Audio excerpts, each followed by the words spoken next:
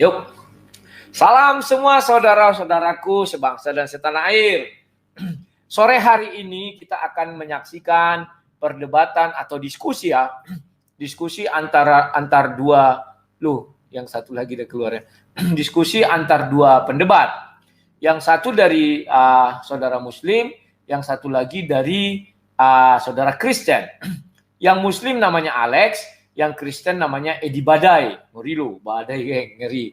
Ya, nah, kawan-kawan, aturan main yang kami terapkan, mereka sama-sama mempresentasikan 5 menit presentasinya ya. Dari Kristen mempresentasikan, dari Islam juga mempresentasikan. Setelah itu, babak kedua mereka saling tanya jawab selama 40 menit. Selepas itu, kan ini 2 jam ya, berarti masih 50 menit. Sisanya kami akan mengajak penonton semua untuk bertanya. Yang Kristen bertanyalah kepada Muslim. Yang Muslim bertanyalah kepada Kristen. Jadi harapan saya, saudara-saudara Muslim maupun Kristen bisa hadir di sini ya. Dan nanti saya minta kepada Pak Alex untuk memberitahukan di channel-channel Muslim atau di tempat kawan-kawan Muslim ya. Nah, untuk kawan-kawan Muslim nanti, untuk kawan-kawan audiens yang bertanya, baru saya buat peraturannya. Setelah kita masuk ke sesi itu ya, baru saya jabarkan ya, saya ucapkan. Oke. Untuk tidak lama waktu, sebentar. Ada yang lupa saya. Ini timernya. Sebentar. Tapi hanya pertama saja yang pakai waktu gitu ya. Kalau setelah itu kita nggak pakai waktu ya. Hanya yang pertama saja 5 menit. Oke. Di sini namanya siapa Alex. Bentar ya. Ini buka kurung Muslim dan Edi Badai ya. Edi aja lah aku buat Kristen. Oke. 5 menit. Sebentar, saya setting dulu ya. Dan saya harap diskusi ini memang tertib, sopan dan santunnya, tidak boleh ada hujat. Karena kita tidak butuh hujatan. Hujatan nggak butuh ya. Yang kita butuhkan adalah bahwa kita bisa berdiskusi dengan baik. Oke. Sekarang saya naikkan dulu masing-masingnya. Ini, selamat sore Bro Alex. Halo. Selamat sore Bang Rudi, sang debaters. Ya, siap. Oke. Alex sudah hadir. Terima kasih. Tidak tampak wajah, tapi kita yakin bahwa foto itu adalah foto dia. Ya, benar ya. Oke, sudah siap ya dengan materi yang mau disampaikan ya, Bro Alex ya. Siap. Terima kasih. Sekarang saya naikkan lagi Bro Edi. Sudah siap Bro Edi, saya naikkan ya. Selamat sore Bro Edi. Selamat sore. Ya, terima kasih Bro Edi dan sudah hadir. Dan ini sudah ada Bro Alex. Dan kita sudah bisa memulai diskusi, dan harapan saya dalam diskusi ini kita tertib dan santun ya. Sabar, enggak usah buru-buru, enggak usah bengok-bengok atau bagaimana ya, emosi dikendalikan. Dan saya harap nanti Bro Alex bersedia menjawab nanti dari, misalnya ditanya Al-Quran, jawab dari Al-Quran, bersedia Bro Alex ya? Ya, saya semaksimal yang saya bisa lah. Siap, oke. Oke, sekarang tanpa memperbanyak waktu, ini saya persilakan, siapa yang lebih dahulu nih, Bro Alex atau Bro Edi? Bro Alex boleh. Oke, ya, Bro Alex dulu ya. Siap, ini tidak ada istilah nanti duluan-duluan, akhirnya terakhir enggak ya, opening, closing enggak ada. Oke, sekarang paparkan 5 menit, enggak usah lama-lama, 5 menit saja. Silakan, langsung. Ya, baik, terima kasih Pak Rudi Yohanes waktunya. Gini, ini tentang bagaimana sih cara masuk surga di ajaran agama Islam ya. Yang pertama itu, yang jelas itu harus mengakui Allah Subhanahu wa Ta'ala sebagai Tuhan dan Nabi Muhammad sebagai Rasul utusan terakhirnya. Dan yang kedua itu harus memperhatikan perbuatan baik dan perbuatan jahat yang dilakukan oleh manusia tersebut. Nah, perbuatan baik akan menghasilkan pahala, perbuatan baik jahat akan menghasilkan dosa. Perbuatan baik dan jahat dilakukan di dunia. Sedangkan pahala dan dosa itu nanti bicaranya saat di akhirat, sudah manusia mati. Nah,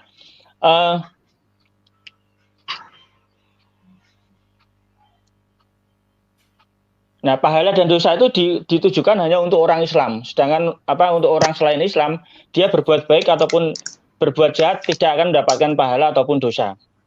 Nah, Nah, masalah tepat besaran pahala dan dosa itu adalah hak prerogatif Tuhan dalam memberikan pahala tersebut, dan dosa tersebut itu adalah hak prerogatif Tuhan. Itu apa namanya, time-nya bisa diberitahukan Pak Rudi, saya sampai batas mana ini? Oh, masih lama, masih 3 menit, masih 4 menit lagi. Silakan lanjut. Santai aja, nanti gue beritahu ya. Jadi kalau di Islam itu nanti setelah manusia mati ditimbang pahala dan dosa. Bila pahala lebih banyak dari dosa, maka akan langsung masuk surga. Tapi bila dosanya lebih banyak, maka dia akan masuk ke neraka terlebih dahulu. Sesudah itu akan dipindahkan ke mana? Akan dipindahkan ke surga, karena Islam memiliki syafaat ataupun katakan juru selamat lah. Juru selamat di sini adalah yang memindahkan dari surga ke dari neraka ke surga. Atau bila dosa dan pahalanya 50-50, tentu dia akan dipindahkan terlebih dahulu ke surga di sana. Karena akhir perjalanan manusia adalah surga dan neraka tersebut, nggak ada di tengah-tengah. Nah, fungsi fungsi neraka di Islam itu tentu untuk menegakkan hari pembalasan itu tadi, bertanggung jawab terhadap orang-orang yang saat dia hidup di dunia tadi, perbuatan jahat yang dia lakukan. Nah, untuk menegakkan keadilan, menyiksa tubuh fisik daging, ya kan? Karena di neraka Islam itu yang disiksa adalah dagingnya, dan yang di surga Islam yang dirasakan kenikmatan itu adalah dagingnya. Enggak.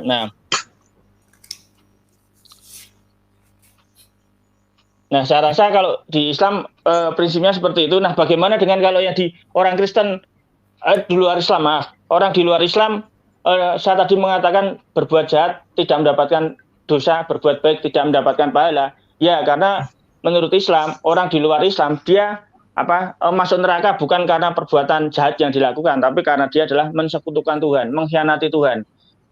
Jadi makanya dia diletakkan di dalam neraka, dan itu sifatnya abadi. Tidak ada syafaat di sana. Nah, makanya kan ada juga hadis yang menyebutkan bahwa dosa orang-orang Islam akan dilimpahkan kepada orang-orang Yahudi dan Nasrani ya. Ya, karena kan memang orang-orang Yahudi dan Nasrani itu dia masuk neraka bukan karena perbuatan dosa jahat yang dia lakukan, tapi karena mensekutukan Tuhan. Nah, kurang lebih itu aja sudah cukup saya rasa, Pak. Sama nanya Pak. Oke, Rudi. Iya Pak Rudi. Oke, terima kasih kepada Alex Muslim. Padahal waktu kita masih banyak ya. Apakah ini bagus ya, selalu menukik, menajam, dan ya begitulah. Nah, kawan-kawan, di sini bagi yang terlambat datang, saya jelaskan. Pak Alex mengatakan bahwa pahala hanya untuk orang Muslim. Nanti pahala dan perbuatannya, dosanya ditimbang, baru itulah menentukan dia ke surga. Kemudian ada yang masuk neraka, tetapi nanti ada juru selamat, kata dia. Sehingga yang dari neraka ini bisa masuk ke surga lagi, ya. Memang dia tidak menyertakan ayat, tapi saya ingat kali itu Maryam 7172. Setelah itu ada bagi orang non-Muslim, beliau bilang bahwa berbuat jahat tidak ada dosa, berbuat baik tidak dapat pahala. Jadi dia ke neraka karena mensekutukan Tuhan atau musyrik atau sejenisnya ya. Itu yang dikatakan oleh Pak Alex. Pak Alex. Oke. Sekarang kita ke Pak Edi. Silakan Pak Edi, nanti langsung tancap gas ya. Silakan Pak Edi, langsung. Langsung ya. Baik. Ya, biarlah semoga apa yang saya katakan menjadi berkat buat semuanya. Jadi karena temanya adalah surga Islam dan surga Kristen, saya langsung aja ya. Jadi sebenarnya kekristenan itu bukan agama. Kekristenan itu wujud cinta kasih pencipta kepada manusia. Nah, manusia itu sejak penciptaan sudah jatuh ke dalam dosa. Upah dosa adalah maut. Artinya Adam dan keturunannya semua itu mengalami maut semua. Kenapa? Karena dia istilahnya cetakan dari oknum yang sudah salah. Nah, ini dari Kristiani yang mungkin beda dengan yang lain. Nah, konsep keselamatannya juga beda. Kenapa? Karena manusia yang sudah jatuh ke alam maut ini dan keturunannya, apapun yang dilakukan itu tidak akan bisa membuat manusia itu kembali kepadanya. Manusia sudah tidak suci. Kalau toh dia membayar dengan uang, dengan amal dan segala macam, itu uang, amal, uang siapa? Kalau toh dia membalas dengan kebaikan budi, itu kebaikan budi punya siapa? Jadi konsepnya adalah kekristenan adalah diselamatkan itu karena anugerah. Nah, untuk kita diselamatkan adalah harus ada yang menggantikan dosa kita, ya kan? Maka Allah itu harus adil. Iya, manusia salah harus diadili, tapi dia tidak bisa menghilangkan rasa kasihnya. Nah, satu-satunya jalan adalah dengan menggantikan manusia yang berdosa itu dengan dirinya sendiri, yaitu dia hadir menjadi Yesus. Nah, banyak perdebatan ya di kekristenan, it's no problem. Yang jelas omnipresent dia di Filipi mengatakan bahwa dia menjadi manusia untuk menggantikan manusia. Nah, lalu keselamatannya bagaimana? Manusia yang tidak berdaya itu diberikan yang namanya kasih karunia, grace. Nah, firman Tuhan mengatakan, barang siapa yang percaya tidak binasa, melainkan beroleh hidup yang kekal. Bahkan dikatakan di 1 Korintus 7 ayat 23, saya baca ya. Kamu telah dibeli dan harganya telah lunas dibayar. Ya. 1 Korintus 7 ayat 23, kamu telah dibeli dan harganya telah lunas dibayar. Jadi, kekristenan bukan agama tapi cinta kasih Allah kepada dunia ini. Barang siapa yang percaya kepada dia tidak akan binasa. Puji Tuhan, kalau yang mendengar berita ini, jangan ragu-ragu, terima dia sebagai anugerah terbesar di alam semesta ini, yaitu sebenarnya kita mati dan kita binasa, tetapi tangannya mengulurkan kita ke jurang yang sudah mati ini untuk mengangkat kita. Barang siapa yang percaya tidak binasa, termasuk Bang Alek, termasuk semuanya. Begitu dulu Bang siapa, Yohanes ya, gitu dulu. Sudah Bang, sudah. Ya, terima kasih kepada Pak Edia. Ini singkat juga dan saya lihat mantap ya kawan-kawan ya. Nah, waktu yang ini kita pakai ini hanya permulaan. Setelah ini tidak ada lagi waktu, kita saling bertanya jawab ya. Dan mohon diperhatikan untuk kedua narasumber kita. Nanti pintar-pintarlah mencari celah untuk bertanya. Tetapi paling nanti saya menghentikan kalau terjadi yang namanya deadlock ya. Nah, silakan nanti bertanya jawab dengan baik dan santun. Pak Alex bisa bertanya kepada Pak Edi, Pak Edi juga bisa bertanya kepada Pak Alex. Tetapi kita sepakati agar nanti tidak, wah katanya nanti ini. Caranya biar disiplin kita pakai kalimat silakan. Begitu dikatakan silakan, ya kita langsung bisa mendebat dia. Tolong diperhatikan ya, harus ada kata silakan. Misalnya ini Pak Alex bertanya kepada Pak Edi, bla bla bla bla bla bla, silakan. Baru Pak Edi menjawab, bla bla bla bla bla. Sebelum dia bilang silakan, si Alex diam aja, santai, nggak usah emosi, tahan. Paham ya dua-duanya, Alex? Tak paham ya Pak Alex? Yuk. Ya, Pak Edi juga tahan. Oke, kita mulai saja. Karena Pak Alex yang duluan presentasi, Pak Alex siap untuk pertama bertanya atau bagaimana?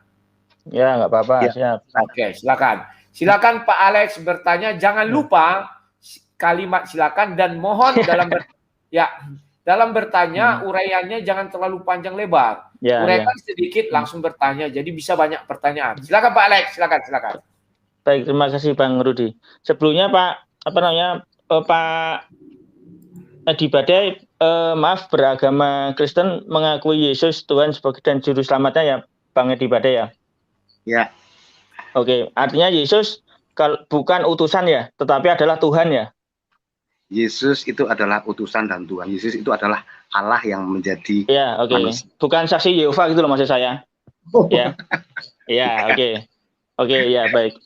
Gini, Pak Edi Badai kan tadi menyebutkan bahwa masuk surga karena grace, ya kan? Anugerah Tuhan. 1 Korintus 7, 23 tadi ya.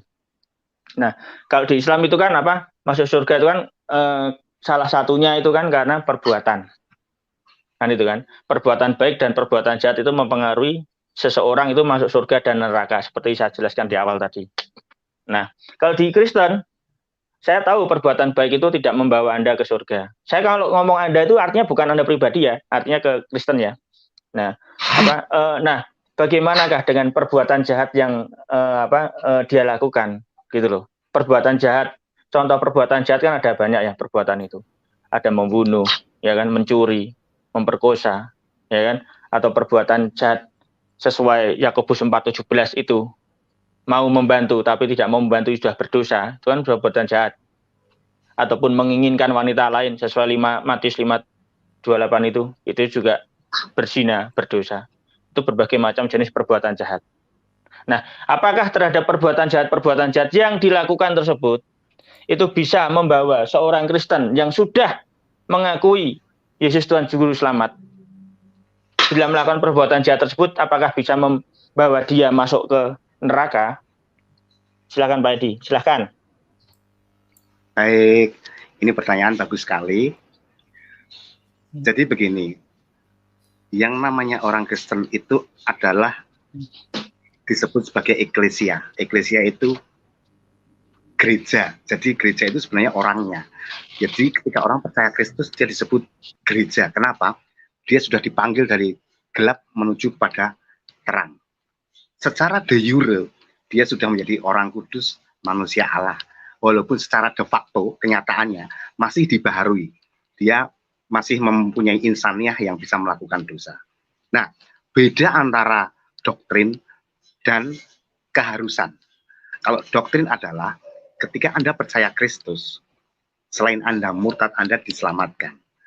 Nah, kalau seharusnya dan kewajiban adalah ketika Anda percaya Kristus yang namanya dari gelap menuju terang, haruslah berbuat kebaikan. Tapi berbuat kebaikan itu untuk horizontal, bukan untuk kita diselamatkan.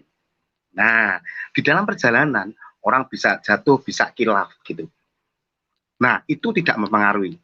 Hanya ketika orang sudah mengaku Kristiani dan dia melakukan dosa terus, justru dipertanyakan, dia Kristiani sungguh-sungguh atau bukan. Tetapi kalau dia Kristiani sungguh-sungguh, ya normalnya adalah dia bertumbuh menjadi baik-baik dan lebih baik. Kalau toh dia tidak, dia namanya stagnasi atau mundur, kilaf.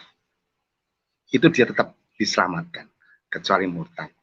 Bedakan antara dia jatuh dengan dia memang sebenarnya bukan Kristiani. Tetapi saya yakin kalau orang Kristiani begitu jatuh, dia akan terus naik. Terus hati nuraninya tidak akan rela untuk dia melakukan hal yang tidak benar. Kalau rela itu berarti belum lahir baru, belum ada benih ilahi dalam hidupnya.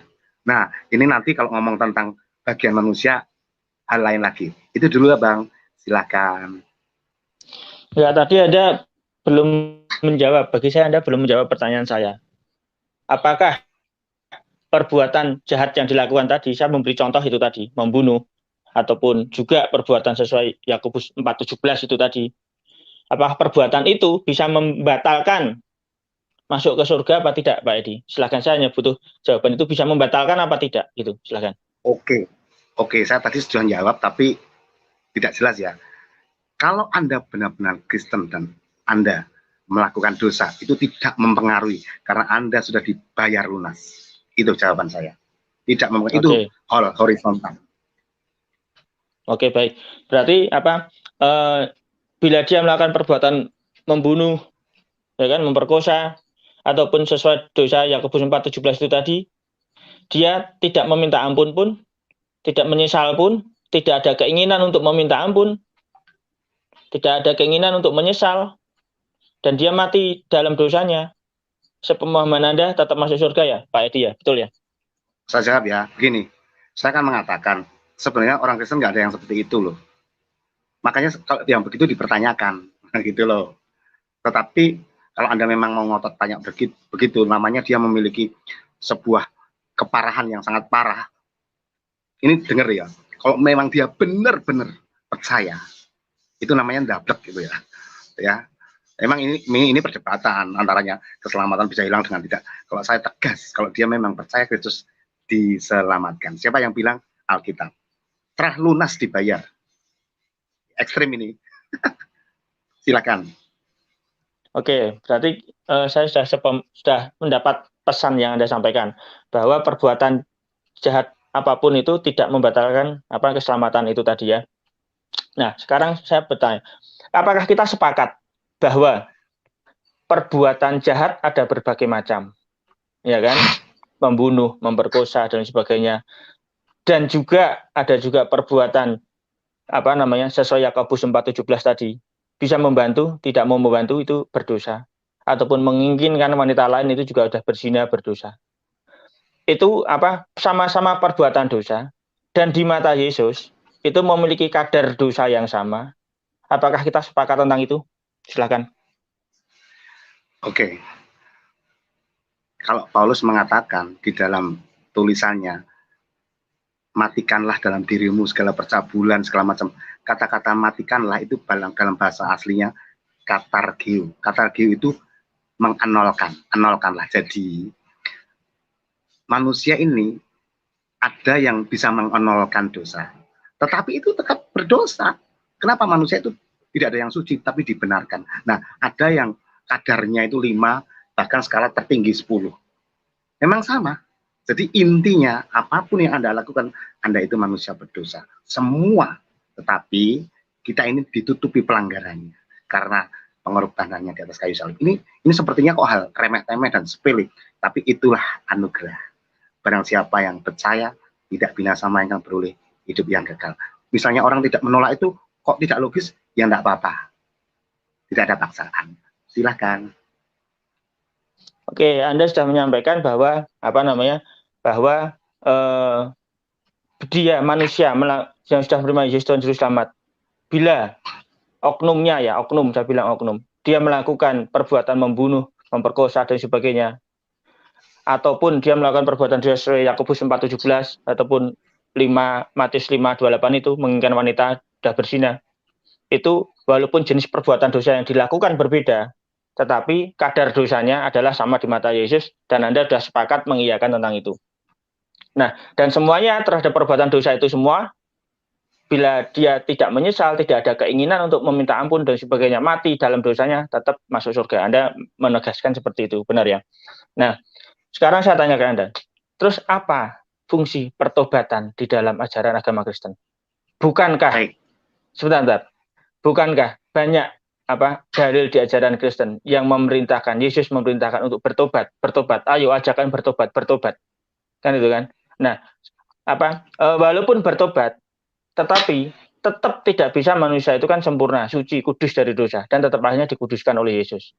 Nah, dengan kadar yang sama, di mata Yesus, kadar dosanya sama, walaupun perbuatan dosanya berbeda, tetap disucikan oleh Yesus, dikuduskan Yesus, akhirnya masuk surga. Terus fungsi pertobatan tadi untuk apa? Silahkan. Baik, ini pertanyaan yang bagus sekali. Saya senang dengan model-model begini. Jadi justru menerangkan kepada kita Kristiani yang belum tahu maupun yang Muslim. Jadi begini, bertobat itu ada 2. Kalau Anda perhatikan di Alkitab, yaitu orang yang belum percaya Injil, ya itu bertobat yang pertama. Yang kedua, bertobat dari kehidupan sehari-hari. Ada 2, ya. Jadi maka kita harus cermati di perikop ayat itu berbicara tentang kepada orang percaya atau kepada orang yang belum kenal Injil. Nah, ini yang namanya harus hermeneutik dan eksegesis. Maka banyak orang yang suka comot memang karena bahasa Indonesia ya. Cuma itu harus perlu untuk dilihat. Misalnya ada di Matius yang bilang bukan Tuhan yang masuk ke dalam kerajaan surga, kan sering dicomot ayat itu. Itu lihat perikop pertamanya, ayat pertamanya buat nabi-nabi palsu. Nah, begitu Bang. Jadi pertobatan ada 2. Nah, kalau pertobatan yang dimaksud adalah untuk kehidupan sehari-hari, memang itu sifatnya keharusan bahwa manusia yang sudah lahir baru harus dibaharui, metanoia, Roma 12 ayat 2. Paulus mengatakan, sekalipun engkau itu merdeka, tapi jangan engkau pergunakan kemerdekaan itu untuk semena-mena berbuat dosa. Tapi saya tidak ngomong tentang garis keselamatan loh ya. Kita berbuat menjadi seperti terang itu kewajiban, ucapan syukur bahwa kita ini orang yang sudah diselamatkan. Jadi perbuatan baik Kristiani adalah ucapan syukur, selayaknya seharusnya begitu. Tapi itu bukan sama sekali untuk ke vertikal, itu hanya horizontal. Itu dia. Silakan. Baik, oke. Jadi Anda menjelaskan bahwa pertobatan itu sifatnya untuk horizontal. Horizontal itu kan kepada sesama manusia ya, betul ya? Tolong dijawab dulu. Ya, maksud saya horizontal itu tidak ada hubungannya untuk membuat kita merubah Tuhan gitu, nggak ada. Itu sudah dilakukan. Ya. Ya, horizontal itu kan jadikan pertobatan itu berhubungan dengan buah roh yang dirasakan oleh manusia sekitarnya. Kan seperti itu Ya, ya? tentunya juga Tuhan menghendaki, cuma itu bukan untuk istilahnya membayar atau nanti dibandingkan supaya kita ke surga, enggak sama sekali. Iya, ya, makanya kalau bicara dengan Tuhan kan bicara keselamatan, bicara vertikal, kan itu kan. Nah, apa? Bang Rudi bisa display monitornya itu ditampakkan semua aja Bang Rudi. Ya, jadi kan lebih enak. Nah, apa? Lah kok gini lagi. Jadi pertobatan menurut Pak Edi Badai itu kan bahwa itu Ada dua. hanyalah ya Ada dua. salah satunya itu kan dia tidak berhubungan dengan keselamatan seseorang, tidak berhubungan, ya kan? Dan itu pertobatan itu apa? Berhubungan dengan tingkah laku seseorang dari yang sebelumnya itu katakan jahat, katakan seperti itulah. Terus metanoia menjadi lebih baik selalu. Kan seperti itu kan diperbarui kan itu kan. Tentu di mata manusia sekitarnya itu sudah menjadi lebih baik, tentu dong, dari sebelumnya yang perbuatannya membunuh, ya kan, sampai akhirnya di akhir hidupnya pun dia tidak pernah melakukan pembunuhan, tidak pernah melakukan pencurian, dia hanya melakukan perbuatan dosa, katakan sesuai Matius 5:28 itu tadi lah, atau sesuai Yakobus 4:17, itu sudah metanoia luar biasa, kan seperti itu. Nah, artinya pertaubatan tadi itu berhubungan dengan apa? Orang melihat bahwa dia itu, oh dia orangnya baik dan sebagainya, tapi tidak ada hubungannya secara langsung dengan keselamatan di sana. Benar seperti itu ya, Pak Edi Badai ya? Itu menyenangkan Tuhan, tapi bukan untuk keselamatan. Karena nggak bisa. Ya. Gitu. Ya, itu untuk apa namanya? Bukan untuk apa namanya? Bukan untuk keselamatan. Nah, sekarang gini, kan ada nih. Nah, sekarang perihal dengan Roh Kudus, ya kan? Orang yang sudah menerima Yesus Tuhan Juru Selamat, sering saya mendengarkan akan ada Roh Kudus di dalam dirinya yang akan selalu membimbing, kan itu kan? Membimbing manusia tersebut untuk selalu berbuat baik. Bila dia melakukan perbuatan jahat karena punya free will itu tadi, ya kan? Walaupun saya bertanya, loh itu Tuhan kemana? Kok ada free will, ya kan? Berbuat jahat, lah Tuhannya kemana? Kan itu. Nah, setelah apa namanya? Dia punya free will itu tadi, Tuhan pergi. Setelah itu Tuhan datang lagi untuk mengingatkan manusia, Tuhan Roh Kudus maksudnya, ya kan? Untuk mengingatkan manusia bahwa kamu sudah berbuat jahat nih, kamu harus meminta ampun. Kan seperti itu. Nah, artinya di sana, ya kan? Fungsi Roh Kudus itu apakah membuat orang itu di saat hidupnya tidak berdosa, karena kan selalu kudus, ya kan? Kalau dia berbuat dosa terus meminta maaf kan berarti kan itu sudah kudus dong, nah, itu kan? Sudah berbuat jahat dosa terus langsung meminta maaf diingatkan oleh Roh Kudus, itu kan kudus, suci, kan seperti itu. Bila dia mati masuk surga ya wajar. Nah, ini nggak boleh TikTok toh, makanya saya dengarkan dulu ya. Ya, siap-siap. Nah, apakah fungsi Roh Kudus itu membuat orang tersebut di saat hidupnya apa namanya? Selalu kudus, selalu suci itu tadi. Oke. Silakan. Jadi begini, saya maaf kalau berbeda dengan saudara Kristiani yang lain ya. Mungkin Bang Alex juga mendengarnya berbeda. Nah, ini dari saya. Tuhan itu tidak keluar masuk dari diri manusia. Enggak. Benih ilahi itu ada di dalam diri manusia. Sudah manunggal. Itu yang pertama. Nah, Roh Kudus ini memang roh Tuhan yang mengingatkan kita. Nah, kenapa kok manusia bisa melanggar? Karena yang tidak bisa dimasuki Tuhan adalah kehendak bebas manusia. Itulah keistimewaan manusia diberi kehendak bebas. Nah, Roh Kudus itu sifatnya lembut. Ketika dia didengarkan, dia akan berbicara terus. Ini beda lagi dengan roh yang ada di dalam kita. Roh Kristus ada di dalam kita. Sudah. Roh Kudus itu mengingatkan. Ya sama dengan orang di luar Kristen kan masih ada yang namanya hati nurani lah gitu yang mengingatkan kan begitu. Jadi ini mungkin pengetahuan baru abang. Roh Kristus yang di dalam diri orang Kristiani tidak keluar masuk bang, ajak. Ada yang bilang keluar masuk itu bukan begitu. Silakan. Nah, terus apa namanya tentang pengkudusannya itu tadi loh, pengkudusan orang yang sudah berbuat dosa, ya kan? Karena ada Roh Kudus di dalam dirinya. bagaimana bila dia itu tidak sempat meminta ampun, ya, tidak ingin meminta ampun? Apakah dia itu tetap kudus? Ya kan? Begini, Pak. Apakah dia tetap kudus atau bagaimana? Karena ada Roh Kudus di dalam dirinya. Silahkan. Oke. Jadi kadangkala orang Kristiani atau orang di luar Kristiani itu salah memaknai arti kudus di dalam Alkitab. Arti kudus itu dipisahkan, ya kan? Dipisahkan cara berpikirnya. Nah, orang itu selama masih hidup, ini konsep Alkitab ya, tidak ada yang namanya orang kudus atau orang suci, nggak ada. Maaf, ini perkataan Alkitab yang baik Romo, Paus, pendeta sekalipun nggak ada yang kudus, tapi dikuduskan. Nah, kalau dia bertobat kepada Tuhan itu adalah kelayakan seorang yang minta maaf kepada Bapa Penciptanya. Misalnya Anda bersalah kepada orang tua Anda minta ampun. Tetapi sekali lagi, perbuatan bertobat itu kan berbuat toh. Itu tidak mempengaruhi. Yang menyelamatkan adalah ketika Anda sudah diselamatkan itu loh, manusia baru ini loh. Nah, perbuatan adalah sebuah seremonial, sebuah perilaku yang beradab, yang baik kepada Tuhan. Banyak ada gereja yang memiliki aturan harus bertobat di depan pendetanya, ada yang di rumah saja, ada yang dalam hati. Tetapi yang saya tahu, ketika orang benar-benar lahir baru di dalam Tuhan, dia melakukan dosa, dia pun sudah menyesal di dalam hati, itu sebuah pertobatan sudah. Jadi bukan bentuknya mesti begini, no.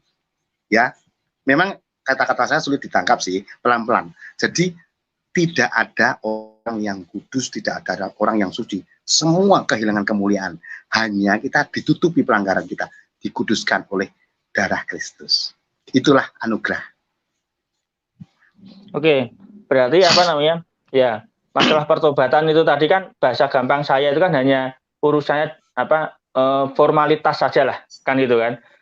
Bukan untuk tidak membawa ke keselamatan itu, maaf ini bahasa kasar saya itu ya, sebagai bahan ceramah para pendeta saja, untuk menuju ke keselamatan. Padahal sebenarnya menurut Anda itu tidak seperti itu, kan seperti itu ya, sebagai bahan modal ceramah. Modelnya pertobatan ada yang kaum mimbar, ada yang ada di bilik gitu kan. Lah ya. Ini kan menurut pemahaman Anda, Kristen menurut pemahaman Anda itu loh. Itu kan saya kalau coba tangkap, sebenarnya pertobatan itu hanya formalitas kosong saja bagi pendeta itu untuk bahan ceramah saja di dalam gereja untuk menghabiskan waktu.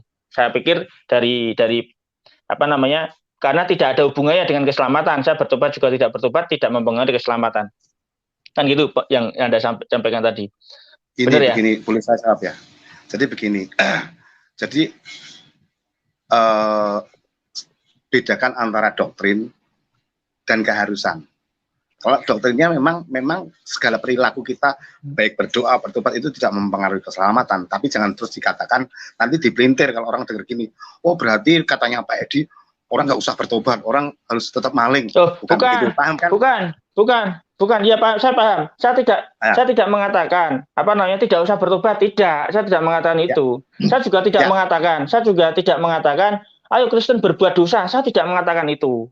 Kan itu kan? Di ajaran Kristen, sepemahaman saya, tidak ada di ajaran Bible itu Yesus mengajarkan ayo harus berbuat dosa. Nggak ada. Ya, kan itu kan? Setuju. Nah, ya, Anda berarti sportif. Aku suka. Soalnya kan saya pernah dipelintir. Berarti Pak Edi mengajarkan. Jangan. Ya paham. Nah, memang benar tidak ada di ajaran Kristen itu ajaran untuk mengajarkan berbuat dosa, tidak ada. Ya kan gitu. Ada ajaran mengajak untuk bertobat di ajaran Kristen, ada. Perintah untuk menjalankan pertobatan. Iya, perintah untuk menjalankan pertobatan itu di Kristen ada. Kan itu kan? Ada. Nah, di ajaran Kristen dia itu walaupun perintah pertobatan itu tadi, tetapi menurut pemahaman Anda itu adalah tidak berhubungan dengan keselamatan. Kan seperti itu. 1000% betul. Ya, walaupun di sana ada perintah untuk melakukan pertobatan, tetapi itu tidak ada hubungannya dengan keselamatan. Makanya tadi saya sampaikan bahwa pertobatan itu menurut saya itu hanyalah ceramah kosong saja yang dibutuhkan oleh para pendeta di gereja agar seolah-olah membawa ke keselamatan. Mungkin kan seperti itu, karena menurut Anda pertobatan itu tadi tidak membawa ke keselamatan. Kan seperti Makanya itu. gini, Poinnya Bang. kan di sana. Begini Bang, kalau ada pendeta yang khotbah, perbuatanmu itu akan membawa kamu kepada keselamatan, itu keliru. Kamu harus bertobat. Untuk hidup kamu lebih baik lagi dan menjadi terang. Tapi bukan itu yang menyelamatkan kamu, Kristus yang menyelamatkan kamu. Itu harusnya khotbahnya begitu. Ya, oke. Ya, apa namanya? Nah, saya tanya nih Bang, saya menanya Bang Edi Badai. Kan ada nih sebagian orang Kristen yang beranggapan bahwa bila dia ini ngomonginnya intern Kristen ya, dia sebelum bertobat, dia ini ngomongnya intern Kristen sudah menerima Yesus Tuhan Juru Selamat nih, ya kan? Dia melakukan perbuatan dosa, membunuh katakanlah. Terus dia melakukan penyesalan, pertobatan itu tadi lah. Bertobat bukan menerima Yesus ya, tapi bertobat atas perbuatan dosa yang dia lakukan, ya kan? Membunuh itu tadi dia bertobat, metanoia itu tadi kan. Nah, di akhir hidupnya itu katakan melakukan perbuatan dosa sesuai Yakobus 4:17 itu tadi lah. Nah, orang Kristen kan tentu secara umum berpendapat bahwa itu sudah melakukan metanoia, sudah melakukan proses kan itu kan, proses menuju ke kekudusan. Nah, saya tanya ke Anda, ini setahu saya itu tidak ada. Setahu saya tidak ada dalil di Bible yang menjelaskan, yang mengatakan, yang menyebutkan bahwa Yesus itu melihat keseriusan seseorang, prosesnya itu tadi loh. Ya kan? Prosesnya dari yang sebelumnya, metanoianya itu tadi loh. Ya kan? Dari sebelumnya membunuh katakan, itu kan perbuatan keji, membunuh 1.000 orang misalkan. Ya kan, sampai akhirnya hanya dosa sesuai Yakobus 4:17 itu tadi. Itu kan sudah metanoia luar biasa itu. Kan itu kan? Nah, padahal terhadap akhirnya itu kan tetap tetap Yakobus 4:17 itu tadi kan tetap dosa, di mana kadar dosanya itu kan sama dengan membunuh 1.000 orang tadi di mata Yesus kan kadar dosanya sama. Nah, tapi di mata orang Kristen secara umum itu kan sudah melakukan proses yang luar biasa metanoia. Nah, saya tanya, ada nggak sih dalilnya bahwa Yesus itu melihat ke proses metanoia itu tadi loh? Maksud saya prosesnya itu kalau bahwa itu betul dilihat oleh Yesus kesungguhan hatinya, bukan Yesus melihat kesungguhan hati bertobat loh, bukan. Karena orang yang bertobat di sebelah kanan Yesus itu diterima masuk surga, saya tahu. Ya, saat dia bila bertobat dengan sungguh-sungguh, ya, itu diterima Yesus, tahu saya. Ya kan? Tapi terhadap metanoianya itu tadi loh, paham? Ada. Ya, itu apakah ada dalilnya? Coba silahkan. Jadi pemungut cukai, contohnya Sakius pemungut cukai, ya dulu pemungut cukai ikut Yesus, terus dia jual semua, dia kembalikan dulu orang yang pernah diperasnya, itu pemungut cukai. Terus Saulus, dulunya kan Saulus, sekarang Paulus. Saulus itu dulu pembunuh ajaran Kristus. Nah, dia bertobat metanoia terusan. Ya, bertumbuh. Bukan. Itu kan dalil Bible tentang bertobat. Kan tadi saya sudah sampaikan, ya kan, bahwa yang di sebelah penjahat yang di sebelah kanan Yesus itu pun juga bertobat. Sebelumnya dia berbuat jahat apapun, ya kan? Mungkin juga Saulus juga yang cukai tadi juga berbuat jahat apapun di sana. Terus dia bertobat, dia sungguh-sungguh. Itu diterima Yesus. Pertobatannya dia lakukan itu betul, saya tahu tentang itu, setuju. Kan itu kan. Nah, yang saya tanyakan itu karena sebelum bertobat dan sesudah bertobat itu memiliki kadar dosa yang sama. Kan itu kan. Makanya prosesnya itu tadi loh. Proses menuju pertobatannya itu. Gitu loh. Itu dilihat oleh Yesus apa tidak gitu loh. Proses menuju pertobatannya itu loh. Ya. Gini. Jadi perbedaannya kekristenan dengan yang lain. Tentunya kalau Tuhan melihat iya, tetapi kekristenan kan Tuhan di dalam kita, manusia baru. Jadi 2 Korintus 5 ayat 17 itu adalah, lihatlah kita adalah ciptaan baru. Jadi barang siapa percaya Kristus, dia ciptaan baru. Ciptaan baru ini masih punya benih dosa. Nah, kadarnya dia bisa jatuh, bisa enggak. Nah, kalau Anda mau tanya dalilnya, Roma 12 ayat 2. Percaya. Kalau mau lihat, tanya dalilnya. Roma 12 ayat 1 dan 2. Sahabat saya. Ya. Ya. Roma 12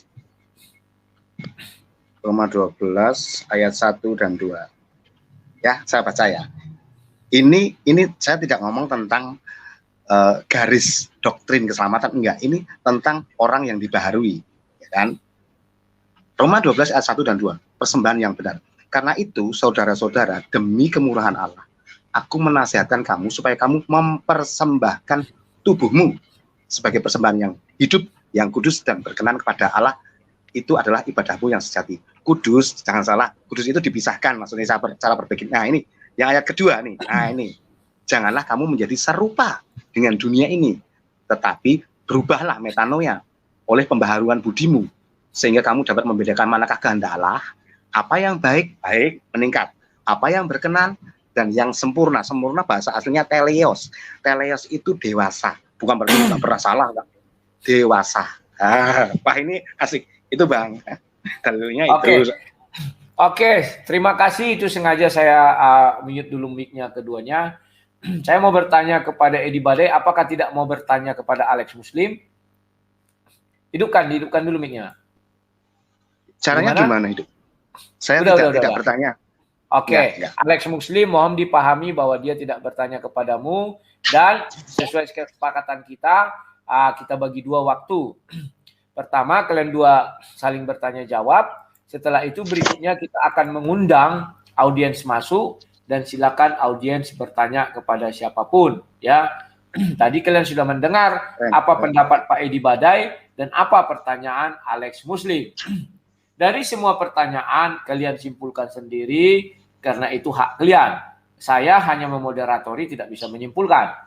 Demikian juga Edi Badai. Dari semua jawaban dia, kalian juga yang menyimpulkan. Nah, sekarang sesi kedua, sesuai kesepakatan kami, kita bagi 2 waktunya, karena sampai 5:30 Pak Alex tidak bisa, tetapi Pak Edi bisa sampai jam 6, karena Pak Alex kan mau berbuka puasa. Sesi kedua ini, kawan-kawan yang mau bertanya silakan masuk, link sudah saya tulis di layar, dan sebentar ya, saya kirim juga linknya di Facebook saya dan juga di YouTube ini. Pak Alex, kalau bisa hubungi saudara-saudara Muslim biar mereka juga masuk, silakan ya. Oke, sekarang sini sudah ada yang antri dan sudah banyak ya. Kita buka, siap ya Pak Alex atau Pak Edi, dan Pak Edi juga harus siap karena kawan-kawan Kristen saya lihat di kolom komentar kayaknya banyak yang tidak setuju dengan Pak Edi. Nanti silakan juga ya. Oke. Nah, di sini ada Stephen tapi device not connected. Hidupkan dulu itu mic-mu Stephen. Nah, saya naikkan satu-satu biar jangan berebutan. Nah, silakan Damai Kasih Chan. Halo Damai Kasih Chan. Hidupkan mic-nya Damai Kasih Chan. Halo. Ya, Halo. silakan bertanya. Kepada siapa mau bertanya, tolong ditentukan. Bertanya pada Alex dulu lah. Pada Alex Muslim.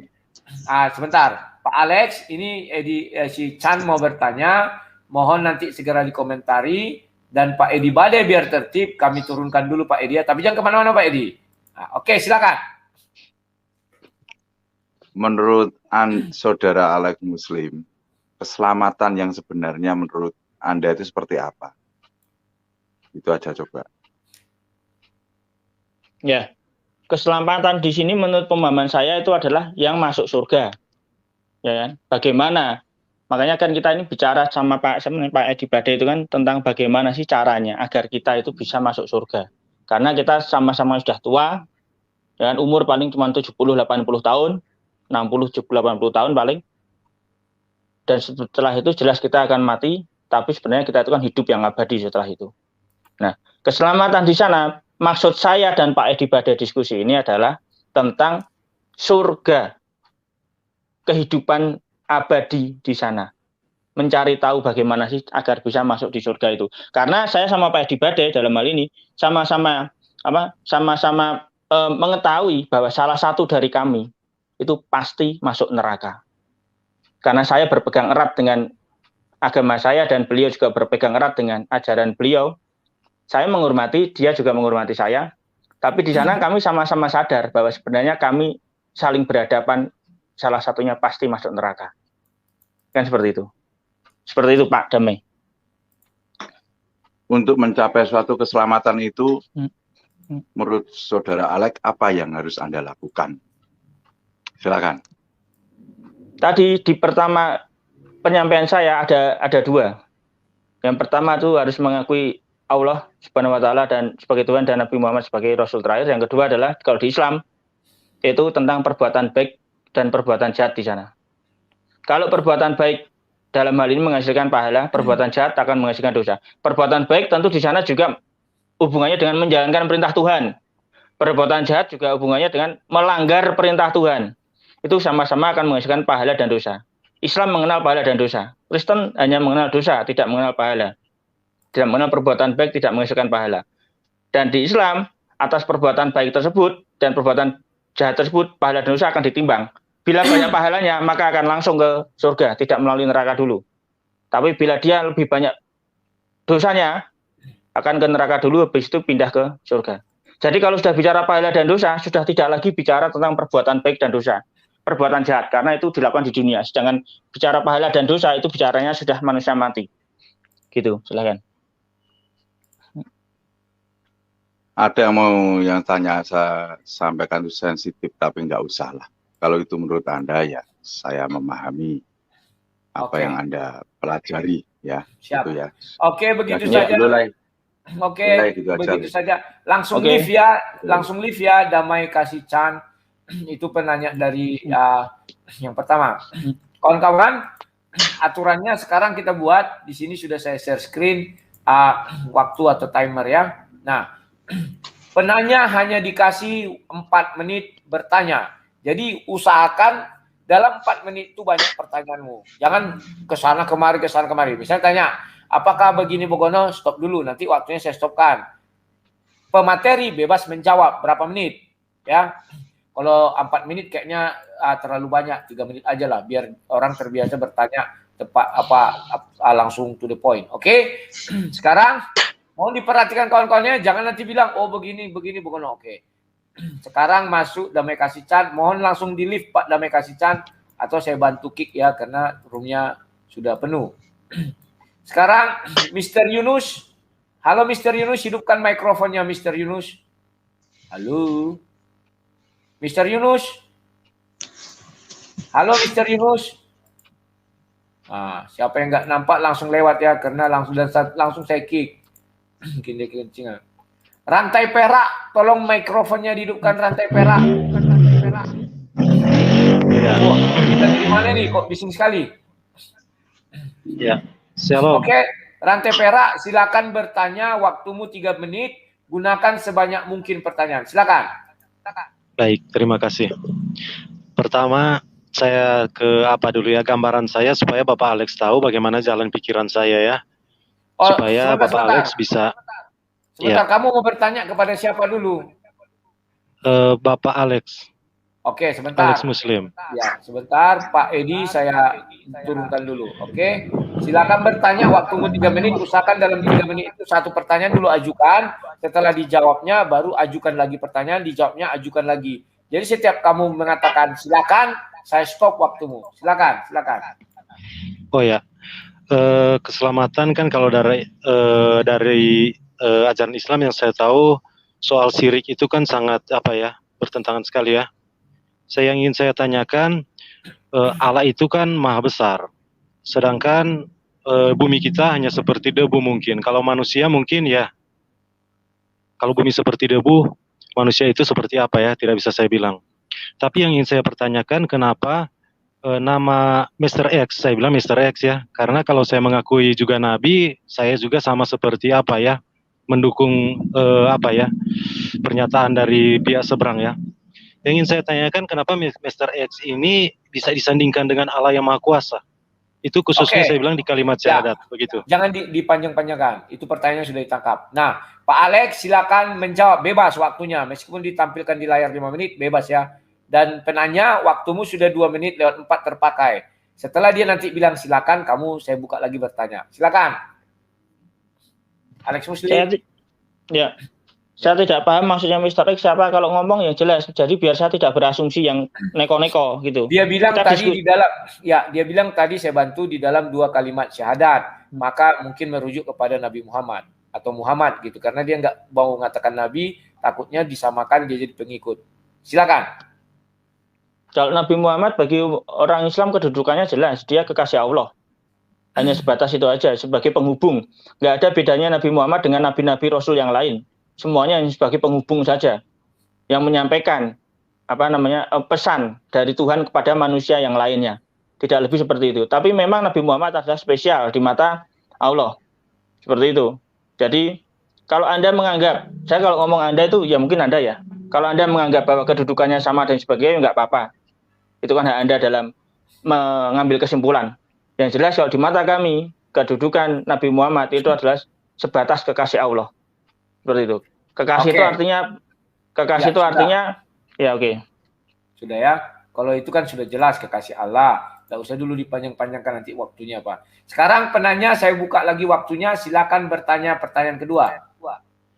Pertanyaan kedua saya Pak Alex tentang apa ya? Saya dengar ya, ini bukan kepercayaan saya, di kepercayaan Bapak Alex itu katanya batu hitam itu bisa menghapus dosa, Pak. Itu aja. Oke, silakan.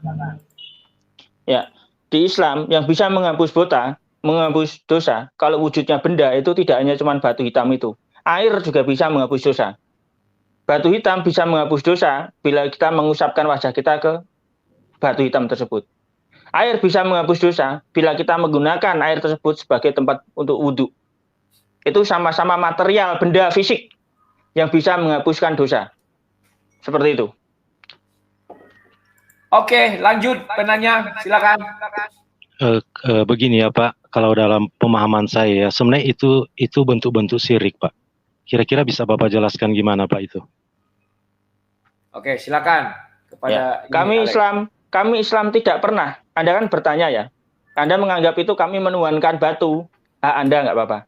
Nah, Anda sudah bertanya dengan baik, saya sudah berusaha menjawab dengan baik pula.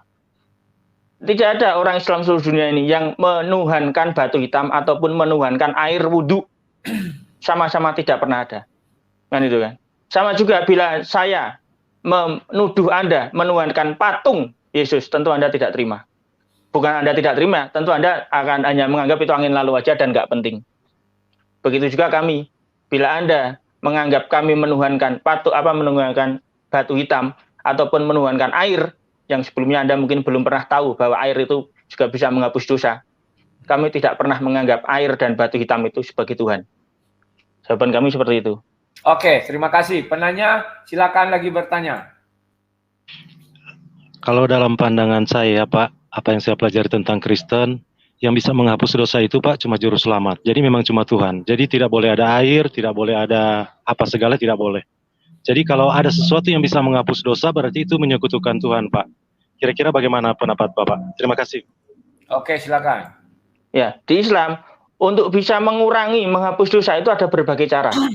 Itu hanya cara saja. Ya, cara untuk menghapus dosa dengan mengusapkan mengusapkan wajah di batu itu, ataupun dengan berwudu, ataupun dengan istighfar, ya, ataupun bersabar di kala sakit, ya. Ada berbagai cara, ataupun dengan berpuasa, ya. Itu juga berbagai cara. Ada banyak cara istighfar, meminta maaf, meminta ampun. Ada banyak cara di Islam untuk dalam agar dosa kita itu menjadi berkurang ataupun terhapus. Ada banyak cara. Yang Islam tekankan di sana adalah caranya. Kalau Anda sekali lagi kalau mau menekankan bahwa batu itu adalah Tuhan, kita mensekutukan Tuhan dengan menyembah batu, itu hak Anda, nggak apa-apa, saya hormati. Tapi kami Islam tidak pernah berpikiran seperti itu. Terima kasih. Oke, lanjut penanya. Oh ya, memang kalau media-media ya untuk digunakan untuk menghapus dosa memang di Kristen juga ada Pak. Tetapi yang jadi masalah di sini Pak, di sini kan dikatakan media itu yang menghapus dosa Pak. Jadi itu sangat berbeda ya Pak. Kalau di dalam kekristenan kita patung atau segala macam itu tidak ada Pak yang bisa menghapus dosa. Kalau seandainya di Kristen diajarkan begitu, saya juga akan mundur dari ajaran Kristen Pak. Jadi di sini ya dari dua sisi saya melihat mungkin ya, tapi saya tidak bisa melihat mengatur Bapak Alex bagaimana cara berpikir. Tapi apa yang Bapak Alex sampaikan selama ini saya sudah mengerti Pak. Memang kita berbeda pandangan. Kalau menurut saya memang semua yang dipahami oleh Pak Alex itu tentang Islam itu semua itu syirik, Pak. Begitu saja. Oke, ada pertanyaan lain? Tidak ada ya? Kalau tidak ada, ini saya turunkan langsung. Siapa tadi ini? Rantai perak ya? Oke, rantai perak. Pak Alex, ada yang mau disampaikan? Silakan. Ya, tadi saya sudah sampaikan, entah mengusap batu ataupun air, berwudu dengan air, sabar dikala sakit dan sebagainya, itu hanya suatu cara saja dalam mengurangi, menghapus dosa kita. Kalau masalah Anda tetap bersekukuh bahwa itu adalah kami Islam menyembah air, kami menyembah batu, itu hak Anda. Kami tidak bisa melarang. Kan di sini sifatnya itu kan hanya bertanya dan menjawab. Tidak ada keharusan saya untuk memuaskan sesuai keinginan Anda. Kalau Anda ingin tetap saya menjawab seperti keinginan Anda tidak bisa mendapatkan itu dari mulut saya. Siap. Gitu. Oke, terima kasih. Rantai perak, tolong langsung di live studio karena ramai yang masuk ya. Kalau enggak nanti saya bantu dengan Diki. Oke, sekarang masuk.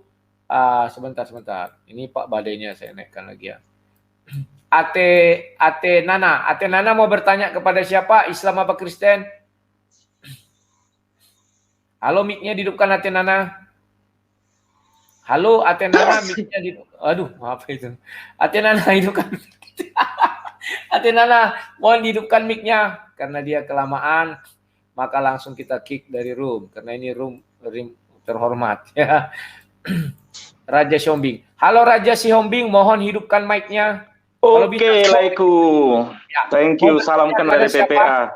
Ya. Saya bertanya kepada Bang Alek, namun saya garis bawahi pertanyaan saya, ucapan saya tidak mewakili umat Kristen dan tidak mewakili siapapun. Jangan dipanjangkan dulu. Yang pertama pertanyaan saya adalah untuk ya, lanjut. Silakan dulu. Pak Edi, karena bertanya kepada Pak Alex, saya istirahatkan dulu lagi. Oke, setelah saya klik timernya, kau bertanya Raja Siombing. Silakan Raja Siombing. Siap. Yang pertama pertanyaan saya, di mana andil Allah atau andil Tuhan di dalam keselamatan menurut ajaran Anda? Silakan. Oke, silakan dijawab. Ya. Di Islam, peranan Tuhan disebut itu adalah hanya sebatas sebagai hakim, bukan sebagai pembela. Ya. Allah, Tuhannya Islam, itu dia sudah memberikan rambu-rambu. Bagaimana cara agar selamat, bagaimana cara untuk tidak selamat. Itu sudah dijelaskan, sudah disampaikan. Tuhan membebaskan makhluknya, manusia ini untuk berbuat jahat, berbuat baik, itu dibebaskan gitu loh. Saat saat manusia sudah mati, apakah Tuhan akan membantu manusia tersebut? Tidak. Tuhan hanya mengizinkan, namanya hakim, itu dia tidak turun langsung. Hakim itu hanya sebatas mengizinkan saja. Kan seperti itu. Jadi artinya apa? Siapa yang akan turun langsung mengangkat manusia dari neraka ke surga? Ada berbagai macam.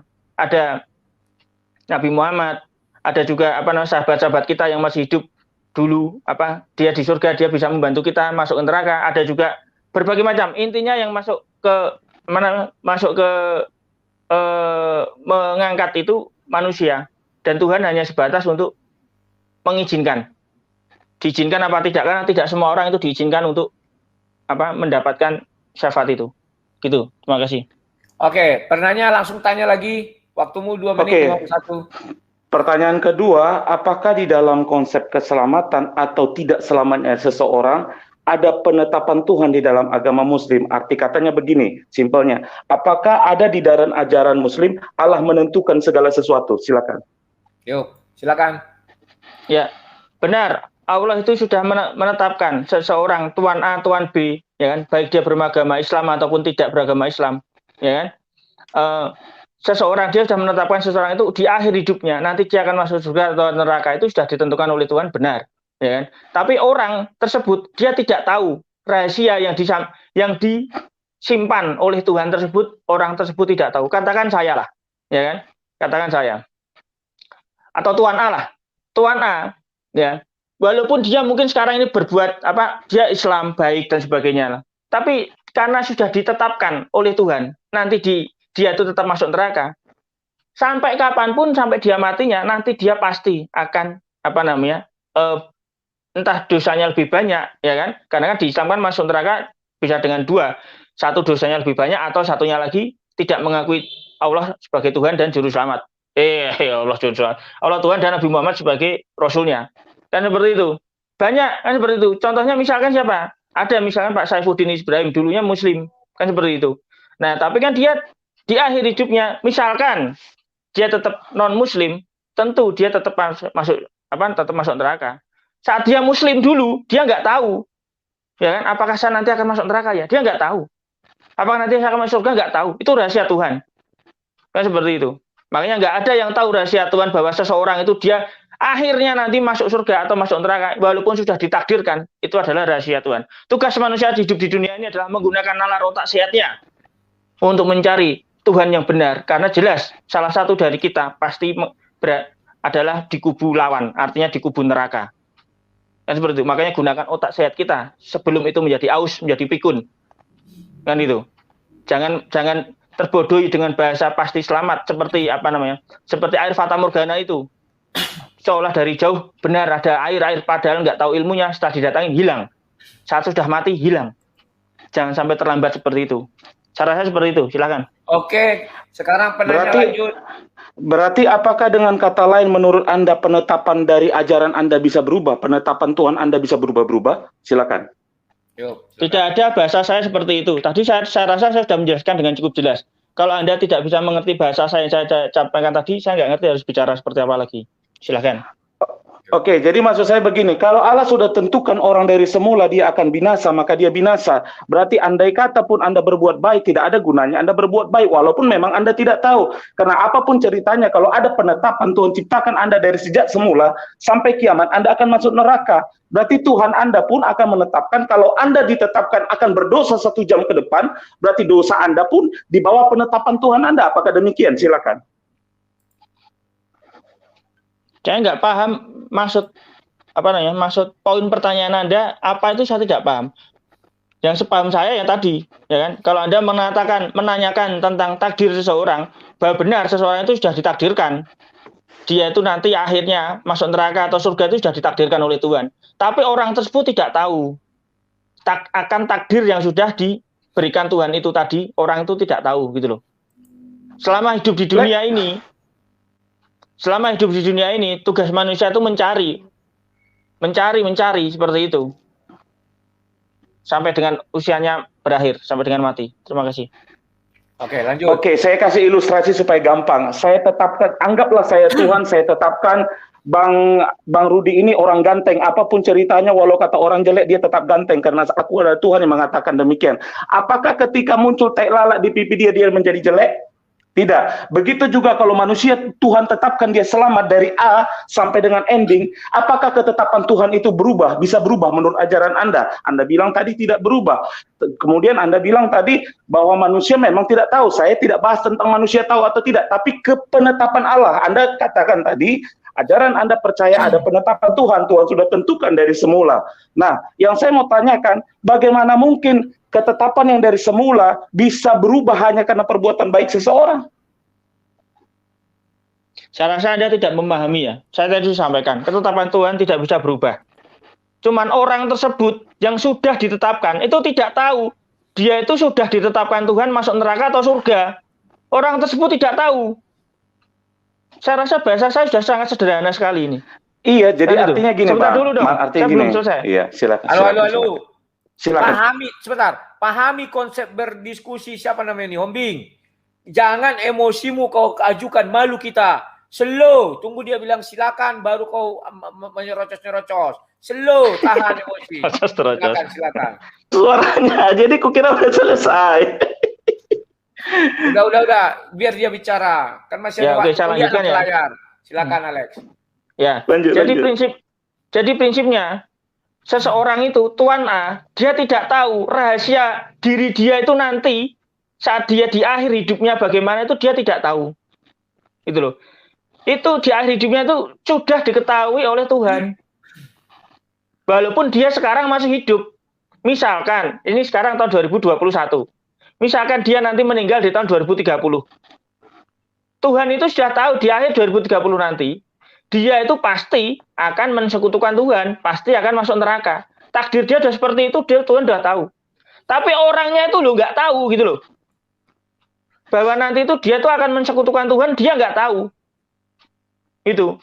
Bagaimana Anda bisa mengatakan takdir berubah? Nggak ada yang berubah. Orang itu masih menjalani proses hidupnya. Sampai dengan dia di akhir hidupnya nanti mati. Kan seperti itu. Saya rasa penjelasan saya sudah cukup, sudah cukup gamblang. Saya nggak ngerti kalau Anda masih belum paham dengan penjelasan saya. Terima kasih, silakan. Oke, lanjut penanya. Oke, saya. Jadi gini Bang, maksud saya, apabila kita berbuat, walaupun kita tidak tahu, kita mau berbuat A 1 jam ke depan, kita mau berbuat B 1 jam ke depan, Anda tadi yang katakan, Tuhan sudah tetapkan kita. Nah, artinya apapun ku buat sampai ke ujung upaya saya, itu semuanya hanya rekayasa belaka. Artinya, memang skenario Allah, berarti kita masuk dalam surga atau neraka menurut ajaran Anda, semuanya adalah skenario. Betul kan? Begitu dengan kata lain. Loh, semua kehidupan di dunia ini sesuai dengan skenario Tuhan. Nggak ada yang tidak sesuai skenario. Semua sudah terencana dengan baik. Daun yang kering yang jatuh di tanah itu juga sesuai skenario Tuhan. Nggak ada daun jatuh itu tanpa Tuhan ketahui. Sebelumnya Tuhan nggak tahu, nggak ada cerita seperti itu di Islam. Apalagi cuman manusia nanti. Kan itu. Semua sudah sesuai skenario Tuhan. Sudah sesuai rencana. Skenario itu rencana ya. Sudah sesuai rencana Tuhan dan nggak ada yang meleset. Saya rasa seperti itu. Baik, jadi udah mungkin itu aja Bang Rudi, thank you. Oke, terima kasih kepada Oras. Ya Oras. Kepada Raja Shombing langsung live ya karena roomnya padat.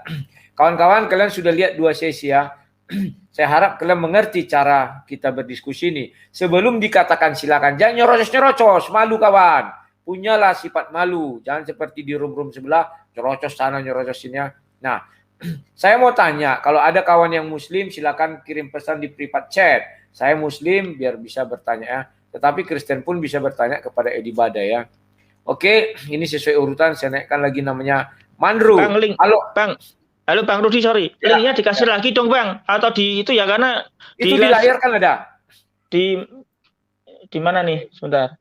Di layar jadi deskripsi bisa nggak sih Bang? Oh bisa. Karena bisa. kan banter itu. Ya, teman-teman saya muslim WA pada nanyain itunya apa namanya? Linknya. Iya. Oke, ini sebentar. Tadi sudah saya klik. Bentar ya. Sudah saya masukkan sih di apanya juga sudah. Ini saya ini kan aja. Saya buat di pin, kasih pin. Oke. Sebentar. YouTube. Saya mau izin 1 menit dulu, ada tamu. Sebentar. Ting tong 1 menit. Maaf. Ya, silakan. Jadi kawan-kawan, kita berusaha menyuguhkan debat yang bermartabat ya, atau ini kan pemateri ada 2. Kalian bisa bertanya kepada Edi Badai atau kepada Alex Muslim. Yang Kristen juga bisa bertanya kepada Edi Badai atau kepada Alex Muslim ya kawan-kawannya. Dan bagi orang yang menyaksikan tayangan ini, jangan kalian bilang, wah ini yang bertanya Kristen semua. Tidak, ini saya apa yang ada di antrian itu yang saya masukkan. Sebentar, coba saya share screen-nya biar kalian lihat bahwa ini apa yang ada di layar, itulah yang saya itukannya jendela ini. Oke. Nah, itu kalian lihat ya. Jadi apa yang di layar itu yang saya tampilkan ya. Tidak ada misalnya wah ini gini-gini, tidak ada. Ini sesuai urutan. Nah, urutan habis itu Mandru, Irip Bolin, Tanpa Micin, Murtawati, Helking, Evergreen ya. Jadi ini tidak ada neko-neko atau segala macam. Dan kepada Alex Muslim, sekalipun kamu nanti yang ditanya terus-menerus, ya kamu tidak usah mengeluh. Kenapa tadi kamu juga bertanya terus-menerus kepada Edi Badai. Ya, siap. Ya, kalau imanmu kuat, kau bisa menjawab. Oke? Sekarang Mandru, saya masukkan Mandru. Mau bertanya kepada siapa Mandru? Oke. Wah, Pak Alek ya, Pak Alek. Oke.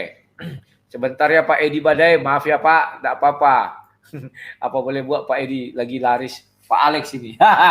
Oke, waktunya si Mandru, saya kasih sebenarnya 3 menit udah cukup ya, 3 menit. Tadi sudah mengerti cara aturan mainnya, gunakan sebaik mungkin. Sebentar ini kok jadi begini. Sebentar ya, nah gunakan waktu sebaik mungkin. Kalau belum dikatakannya silakan, dan Pak Alex jangan lupa katakan silakannya. Jangan nyerocos-nyerocos. Kecuali dia sudah berhenti lupa mengatakan silakan nyerocos. Oke Mandru, silakan Mandru. Oke. Halo Pak Alek, saya mau bertanya sebenarnya penegasan yang pertanyaan sebelumnya tadi ya. Kalau di Islam dikatakan dia sudah ditentukan masuk neraka atau surga, bahkan sebelum dilahirkan, itu ya. Nah, jadi untuk apa dia berbuat baik lagi gitu kalau dia juga belum pasti kalau misalnya dia sudah ditentukan neraka atau ke surga gitu. Itu Pak Alex, silakan. Ya, tadi saya sudah sampaikan ya, apa saya nggak jelas tuh tadi, maksud dua orang nggak mudeng tuh apa yang saya sampaikan. Ya, tadi saya sudah sampaikan, orang itu yang sudah ditetapkan, orang yang belum lahir itu, yang belum dikandung, ya, masih di dalam kandungan ataupun yang belum dikandung oleh ibunya, tapi nanti calon manusia, itu sudah ditetapkan oleh Tuhan bahwa nanti kamu nanti kalau lahir, di akhir hidupmu nanti kamu saya tetapkan menjadi masuk neraka selamanya. Walaupun orang tuamu Islam, walaupun kamu kecil Islam, kan itu, walaupun kamu besarnya juga Islam, kamu tapi saya tetapkan di akhir hidupmu nanti kamu masuk neraka abadi. Kamu sudah saya tetapkan nanti di akhir hidupmu kamu akan keluar dari Islam. Karena kan itu kalau keluar dari Islam itu sifatnya kan nerakanya abadi karena mengkhianati Tuhan. Kan itu kita di dunia sudah diberi kesehatan dan sebagainya, tanpa diberi rahmat, hidup sehat dan sebagainya, kok masih berani mengkhianati Tuhan, makanya sifatnya abadi nanti di neraka. Itu sudah ditetapkan oleh Tuhan, gitu loh. Nah, masalahnya itu orangnya itu tadi loh, calon manusianya itu dia tidak tahu, gitu loh. Dia tidak tahu tentang apa namanya ketetapan Tuhan yang Tuhan sembunyikan itu dia tidak tahu, gitu loh. Kalau orangnya itu tahu, dikasih tahu oleh Tuhan, ya dia betul yang apa Anda sampaikan. Untuk apa berbuat baik? Betul yang Anda sampaikan itu kalau orangnya tahu. Masalahnya orangnya itu tidak tahu, gitu loh. Bagaimana dia kok apa namanya mengatakan Tuhan tidak adil? Orangnya itu tidak tahu. Tuhan itu bebas membiarkan orang berbuat baik jahat dan sebagainya, itu membiarkan. Misalkan Tuan A sekarang posisinya adalah misalkan Kristen nih, ya kan? Tapi di akhir hidupnya nanti karena sudah ditetapkan Tuhan masuk surga, bisa jadi di akhir hidupnya nanti dia berpindah ke Islam. Apa orang itu tahu? Kan dia juga nggak tahu. Nggak ada yang tahu tentang apa namanya rahasia Tuhan yang dia sembunyikan, gitu loh. Makanya orang di hidup dunia kalau orang Islam itu adalah seperti ujian. Maksudnya ujian apa? Silakan berbuat apa namanya mengerjakan soal dengan sebanyak-banyaknya yang sebenar-benarnya. Kalau soalnya 10, kamu bisa mengerjakan 6, itu kamu yang 4 salah misalkan. Kamu tuh udah masuk surga. Itu prinsipnya di Islam bebas gitu loh. Saya rasa penjelasan saya sudah cukup jelas deh. Saya nggak ngerti kalau misalnya masih belum jelas juga. Apa lawan bicara saya yang tidak bisa menangkap atau gimana? Dasar saya itu. Terima kasih Pak Rudi. Oke, lanjut penanya. Oke deh, nggak apa-apa deh, saya terima. Mungkin pertanyaan kedua ya. Bolehkah saya, misalkan saya masuk Islam, atau misalnya saya menyembah Allah SWT tanpa menyebut nama Nabi Muhammad? Oke, Silakan Bang. Nah, itu boleh Anda lakukan bila sebelum Nabi Muhammad itu turun di dunia ini, sebelum menjadi Rasul. Sampai dengan sebelum Nabi Muhammad sebagai Rasul, nggak ada penyebutan Nabi Muhammad, nggak ada. Nggak perlu mengakui Nabi Muhammad sebagai Rasul, nggak apa-apa. Kalau mati bagaimana tetap masuk surga. Tapi aturan Allah sekarang mengharuskan untuk masuk surga harus 2 kalimat syahadat itu. Tuhan, Allah, dan Nabi Muhammad harus mengakui itu. Justru saya pertanyaan Anda ke Anda, kalau memang Anda meragukan Islam, nggak usah Anda masuk Islam, karena itu sudah satu paket. Jadi gini loh, masuk Islam itu tidak ada paksaan. Nggak ada pemaksaan masuk Islam. Anda nggak masuk Islam boleh. Justru bila Anda masuk Islam, Anda akan terikat dengan aturan-aturan yang ada. Salah satunya aturan itu adalah harus mengakui Nabi Muhammad sebagai Rasulnya. Nggak cuma itu, harus berpuasa, harus sholat. Banyak aturan-aturan di sana. Bila Anda tidak mau masuk Islam, nggak apa-apa, bebas saja. Tapi begitu Anda mau masuk Islam, Anda harus mengikuti aturan itu. Sama seperti seseorang yang belum bekerja. Dia mau masuk ke perusahaan A. Sebelum masuk ke perusahaan, ya bebas-bebas saja. Tapi kalau mau masuk mendaftar di perusahaan, ya harus ikuti aturan di perusahaan itu. Nggak mau mengikuti, keluar saja nggak ada masalah. Perusahaan juga nggak butuh Anda. Islam juga nggak butuh Anda. Seperti itu. Saya rasa itu. Terima kasih. Oke, lanjut penanya. Oke, sedikit lagi yang pertanyaan terakhir. Saya sudah hidup setelah Nabi Muhammad ya, misalnya ya. Kemudian saya hanya menyembah Allah SWT. Saya juga sholat semuanya dengan akidah-akidah yang ada di Muslim. Hanya satu itu aja. Saya tidak menyebutkan nama Nabi Muhammad dalam syahadat. Bisakah saya masuk surga? Oke, silakan. Tidak bisa, karena itu sudah satu paket, Pak. Tadi saya sudah sampaikan ya. Ya. Karena siapa yang akan memberi syafaat Anda? Nabi Muhammad itu adalah sang pemberi syafaat. Apa maksudnya syafaat? Syafaat itu adalah sebagai penolong. Di Islam, setelah manusia mati akan mengalami padang mahsyar, nanti orang akan kemanasan dan sebagainya. Nabi Muhammad akan datang memberi syafaat, meminum air telaganya. Dengan meminum itu tidak akan pernah kehausan lagi selamanya. Saat Anda masuk ke neraka, siapa yang akan memberi syafaat ke Anda? Ya kan? Nabi Muhammad akan turun datang, walaupun Anda tidak pernah berbuat baik apapun. Selama hidup Anda berbuat jahat, hanya berbuat jahat dan tidak pernah menyesal, tidak ingin menyesal hidup Anda. Selama Anda mengakui Allah dan Nabi Muhammad itu tadi, Nabi Muhammad akan datang, mengangkat Anda yang disiksa di neraka ke surga. Alasan apa Anda tidak mau menerima Nabi Muhammad? Seperti itu. Saya rasa itu. Terima kasih. Oke, penanya Oke, saya apakah cukupkan aja, Bang. cukup? Lanjut buat Oke, yang lain. terima kasih. Makasih ya. Ini dia sportif ini ya sudah. Tolong langsung di live ya, Mandru ya. Ini sportif, waktunya masih banyak di apa ya. Tapi kawan-kawan, karena apa namanya itu waktu 3 menit ternyata lama sekali, kalian sudah paham apa permainan kita. Sekarang saya turunkan jadi 2 menit ya, karena banyak yang sudah antri sampai menjerit-jerit roomnya itu ya. Oke, sekarang saya naikkan ini siapa namanya? Kalau ada yang Muslim, tolong masuk ke private chat, katakan saya Muslim ya. Ini belum ada saya lihat. Ini tanpa micin. Saya naikkan dulu Bapak ini. Maaf ya Pak Edia, ini kayaknya lagi ramai kepada Pak Alex, tidak apa-apa lah. Tanpa micin, silakan mau bertanya kepada siapa? Selamat sore Bang Ruth. Ya, mau bertanya kepada siapa? Mau bertanya kepada Pak Alex. Oke, tunggu sebentar. Pak Edi, lagi-lagi saya turunkan karena tadi Pak Edi udah capek menjawabkan terus-terusan. Oke, silakan. Siapa namanya ini? Micin apa tadi? Tanpa micin, silakan langsung tancap gas bertanya. Silakan. Oke, Pak Alex, selamat sore, mau bertanya. Ya, sore. Mengenai Quran surah 33 ayat 50-51, Pak Alex. Konteksnya tentang keselamatan, Pak. Oh, konteksnya keselamatan. Oke, Ya. sorry. Jadi kalau menurut Pak Alex tadi kan saya dengerin karena manusianya nggak tahu, ya kan? Terus kalau manusianya nggak tahu Pak Alex, setelah sekian lama mereka berbuat baik, mereka sholat, mereka ini, mereka itu, menjalankan puasa, ya kan? Terus habis itu ujung-ujungnya masuk neraka. Lalu untuk apa Pak Alex? Kalau masuk neraka nanti sudah ditetapkan oleh Allah.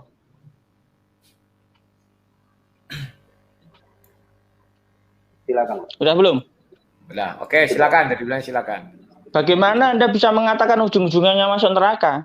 Berbuat baik, tidak pernah berbuat dosa. Ya ujung-ujungnya masuk surga lah kalau di Islam seperti itu. Bagaimana Anda bisa mengatakan ujung-ujungnya masuk neraka? Maksudnya bagaimana itu? Oke, lanjut penanya. Jelaskan. Pak Alex tadi menjelaskan bahwa semuanya sudah ditetapkan oleh Allah. Nggak ada yang Allah sudah menetapkan bahwa kamu nanti masuk surga, kamu nanti masuk neraka. Betul gitu Pak Alex ya? Terus kalau manusianya nggak tahu, pada akhir hidupnya dia masuk neraka, siapa yang patut disalahkan? Allah atau manusianya? Oke, silakan. Tadi sudah saya sampaikan, manusia hidup itu dia bebas melakukan apa saja. Ya. Dia boleh masuk ke Islam, boleh keluar ke Islam, bebas.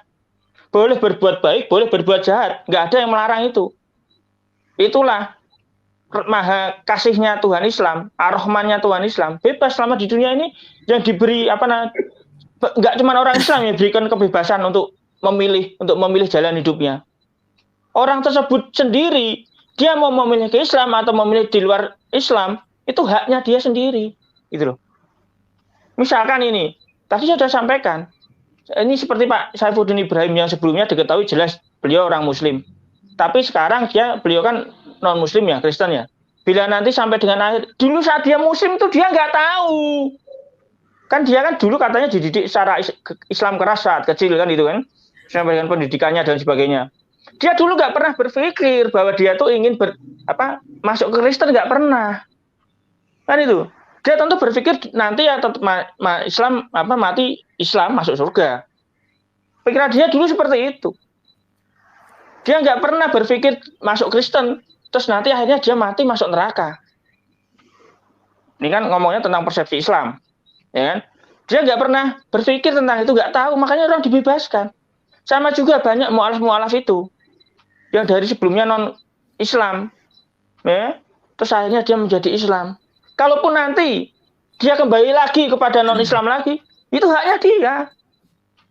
Rahasia kehidupan dia itu nggak ada yang tahu kecuali Tuhan. Tuhan udah tahu itu, gitu loh. Makanya bebas saja orang sama hidup di dunia ini bebas, kan gitu. Saya rasa sudah cukup jelas ya, menurut saya pasti sama itu aja tuh. Aduh. Oke, ya, penanya itu dibilangnya silakan, waktumu 35 detik lagi, silakan. Saya pikir sudah cukup Bang Rudi, terima kasih. Saya kira teman-teman sudah bisa ambil kesimpulan. Ya, terima kasih. Oke, terima kasih. Mohon langsung di lift ya. Alex, ini belum ada juga yang Muslim masuk. Dah, ini langsung saya angkat lagi. Sudah ada lagi berikutnya. Tolong diperhatikan kawan-kawan, waktu kita saya turunkan jadi 2 menit. Karena 3 menit tadi kelamaan kayaknya, tetapi ternyata 2 menit jadi kurang. Nggak apa-apa ya, 2 menit. Gunakan pertanyaannya sebaik mungkin. Tidak ada ngeyel-ngeyelan. Karena apapun yang dijawab oleh Pak Alex, itu iman dia. Ya. Sekarang saya naikkan lagi Pak Edi Badai. Maaf Pak Edi, nggak apa-apa ya. Nah, ini yang mau bertanya lagi namanya Hell King. Halo, Hell King, silakan. Mau bertanya kepada siapa, King? Mikrofonnya dihidupkan dulu, King. Halo, Hell King. Halo. Wah, dia sudah kabur ya. Sekarang Murwati. Mau bertanya kepada siapa, Mur? Ayo, salam Bang Rudi. Aku mau nanya pada Bang Edi Badai. Oke, tunggu dulu ya. Bang Alex istirahat dulu, minum-minumnya. Oke, sebentar. Silakan penanya langsung, waktunya 2 menit. Silakan. Ya, Bang Edi, aku mau nanya nih. Kan tadi Bang Alex tuh bilang ya bahwa semua manusia itu kalau nggak masuk surga ya masuk neraka, kan gitu ya. Nah, tetapi neraka dan surga Islam dengan milik Yesus itu amat sangat berbeda jauh, begitu ya. Nah, saya minta tolong Bang Edi Badai itu menjelaskan surga Kristen gitu. Soalnya kalau bagi saya pribadi ya, entah kalau yang lain, kalau surga Islam itu bagi saya itu neraka, begitu. Terima kasih. Saya nyimak ya. Oke, terima kasih. Silakan Pak Edi. Baik, saya jawab ya. Saya ini what people say, we say. Jadi apa yang Alkitab katakan ya saya katakan. Kalau dia nggak mengatakan ya saya nggak mengatakan, kan begitu. Yeah. Untuk itu pun saya tetap ngomong bahwa apa yang ditulis di dalam kitab Wahyu pun itu hanya sebatas akal budi manusia. Itu tidak menggambarkan yang sebenarnya. Yang sebenarnya jauh lebih indah, kan dikatakan permatanya ini ya. Nah, jadi yang jelas saya juga tidak pernah berpikir bagaimana detailnya karena itu tidak akan bisa, ya kan? Jadi saya menjawab bahwa surga itu indah, tapi kan ada poin-poinnya seperti Yesus mengatakan di surga tidak ada kawin mengawin. Nah, antara lain begitu, kita hidup seperti malaikat di surga. Nah, yang kedua, setidaknya di Korintus dikatakan bahwa nanti kita diubah menjadi tubuh kemuliaan. Nah, Kristus yang sulung yang dibangkitkan. Wah, itu dahsyat, ya kan? Antara lain itu kita bisa tahu waktu Yesus bangkit itu dia tidak mengenal ruang dan waktu, ya. Ya gitulah. Pokoknya seindah apapun yang ditulis di Alkitab itu tidak mewakilkan surga yang sebenarnya. Itu aja kan kita mesti masuk surga toh. Nah, Iya. sementara di bumi ini lakukanlah seperti kita ini warga surga. Itu yang terbaik, jangan berpikir surga kayak apa. Yang penting di sini sekarang bagaimana kita sebagai warga surga melakukan jadi terang, mengasihi sesama yang sama pikirannya ataupun yang berbeda. Itulah kasih Kristus. Oke, Maaf, sekarang penanya lanjutkan. Oh iya, ya, saya juga mau nanya nih, kalau di Islam itu kan sama sekali tidak mengenal Roh Kudus ya. Dan kalau bagi kita itu kan Roh Kudus itu benar-benar hidup gitu ya, Bang Edi. Jadi kita bisa mengobrol dengan Roh Kudus itu ya. Kadang kita itu berdiskusi dengan Roh Kudus. Itu yang saya rasakan ya. Bang Adi. Nah, itu Roh Kudus itu seperti apa? Mungkin kalau Islam itu bilangnya itu kodam gitu ya, karena mereka kan kalau orang-orang tua juga itu kan banyak ya. Mungkin orang Kristen juga ada juga sih yang misalnya kalau mau mati itu sulit karena mereka itu punya pegangan-pegangan, mungkin seperti itu ya, Pak. Jadi Roh Kudus itu yang juga akan menuntun kita ke surga itu seperti apa, Bang Adi? Terima kasih. Oke, lanjut, silakan jawab. Wah, ini hal bagus nih. Jadi ada orang yang, karena saya tidak pernah merasa suara itu audible ya, nggak pernah merasa, ada orang yang mungkin audible bisa mendengar. Kalau saya tidak audible, tetapi di dalam hati itu berbicara gitu. Saya juga belum pernah, tetapi berbicara dan saya yakin gitu, dan Ibu, saya biarkan yakin. dulu dijawab. Ya. Biarkan jawab. Boleh. Silakan. Jadi menurut saya supaya tidak membuat suatu hal yang tambah kita mesti menjawab banyak, bahasanya itu jangan Roh Kudus bicara, itu kan seolah-olah kan nanti disalah mengerti kan. Nah, itu kayak tadi. Jadi Tuhan di dalam hati saya mengatakan itu lebih baik. Jadi memang begitu, normalnya begitu. Jadi ya dia menuntun kita, tetapi jangan salah, jangan punya konsep dia keluar masuk. No, ada memang yang bagiannya dia memberitahu kita, tetapi ada Roh Kristus yang di dalam kita, yaitu di dalam Paulus yang mengatakan bahwa rahasia yang tersembunyi berabad-abad, yaitu Kristus di tengah-tengah kita. Itu Alkitab LAI. Kalau dalam bahasa ILT, Kristus di dalam kita, itu dahsyat, ya kan? Jadi jangan punya konsep dia keluar masuk, dia sudah ada di dalam kita, Roh Kristus, dan Roh Kudus selalu membimbing kita. Jadi jangan bilang lagi Tuhan ngomong, Roh Kudus itu ya mungkin ada yang dikaruniai begitu, tapi lebih baik Tuhan berbicara dalam hati saya. Ya dia memang selalu membimbing, Kak, gitu, Kak. Oke, gitu. Mungkin saya salah bahasa ya. Terima kasih. Apakah sudah selesai? Ya, sudah. Oke, terima kasih ya, Bang Rudi. Bu Murwati. Ya, thank you. Sama-sama. Bye-bye. Nah, kawan-kawan, Ibu Murwati satu-satunya wanita yang bagus, kawan. Kayak gini maunya. Banyak yang masuk, jadi kita bisa saling tukar pikiran ya. Nah, saya naikkan lagi Bro Alex sebentar. Saya setting dulu ininya ya. Jangan takut ya, perempuan laki-laki bisa bertanya ya, kecuali dalam ibadah. Perempuan jangan sosok ke depan. Oke, sekarang masuk si Hobart. Hobart mau bertanya kepada siapa, Hobart? Saya mau bertanya dengan Alex. Oke, maaf Pak Edi di mana? Istirahat lagi. Oke, Bro Alex, apakah siap? Ya, minum kopi dulu. Ya. Iya. Yuk. Oke. Obat, begitu saya klik, saya katakan lanjut, langsung. Silakan, tancap gas. Oke, Alex, Anda mengatakan tadi bahwa sudah ditentukan bahkan sebelum lahir manusia itu surga apa neraka. Sekarang minta dalilnya. Maaf, saya tadi barangkali terlambat masuk, jadi saya tidak mendengar kalau Anda sudah menyebutkan dalilnya. Kalau sudah ya, saya akan ganti pertanyaannya, silakan. Siap, maksudnya ayat Bro Alex, kalau ada silakan dikasih. Pertama gini, yang tadi menyebutkan itu adalah kalau nggak salah Pak Raja Siombing tadi. Aduh, bateraiku lemah. Yang menyebutkan itu tadi Pak Raja Siombing, kan itu kan.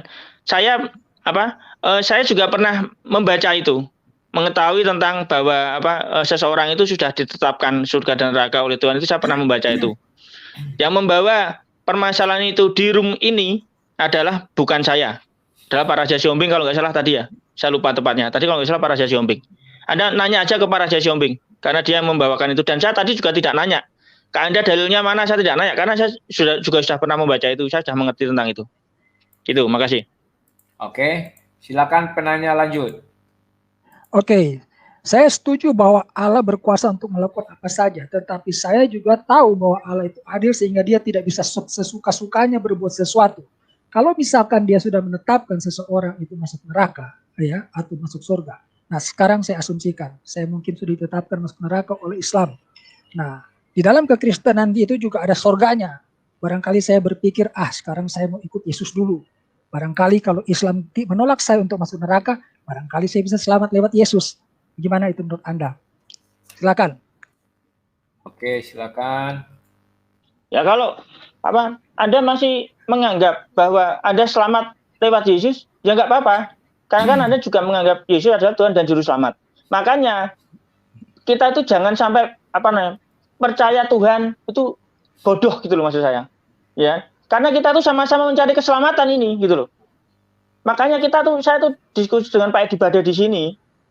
Itu tuh mempelajari tentang itu. Banyak Tuhan di luar sana selain Islam dan Kristen yang menjanjikan keselamatan. Hindu, Konghucu dan sebagainya, semuanya pasti menjanjikan keselamatan. Karena dalam hal ini konteksnya saya dengan Pak Edi Bade Islam dan Kristen, tentu pelajari gitu loh.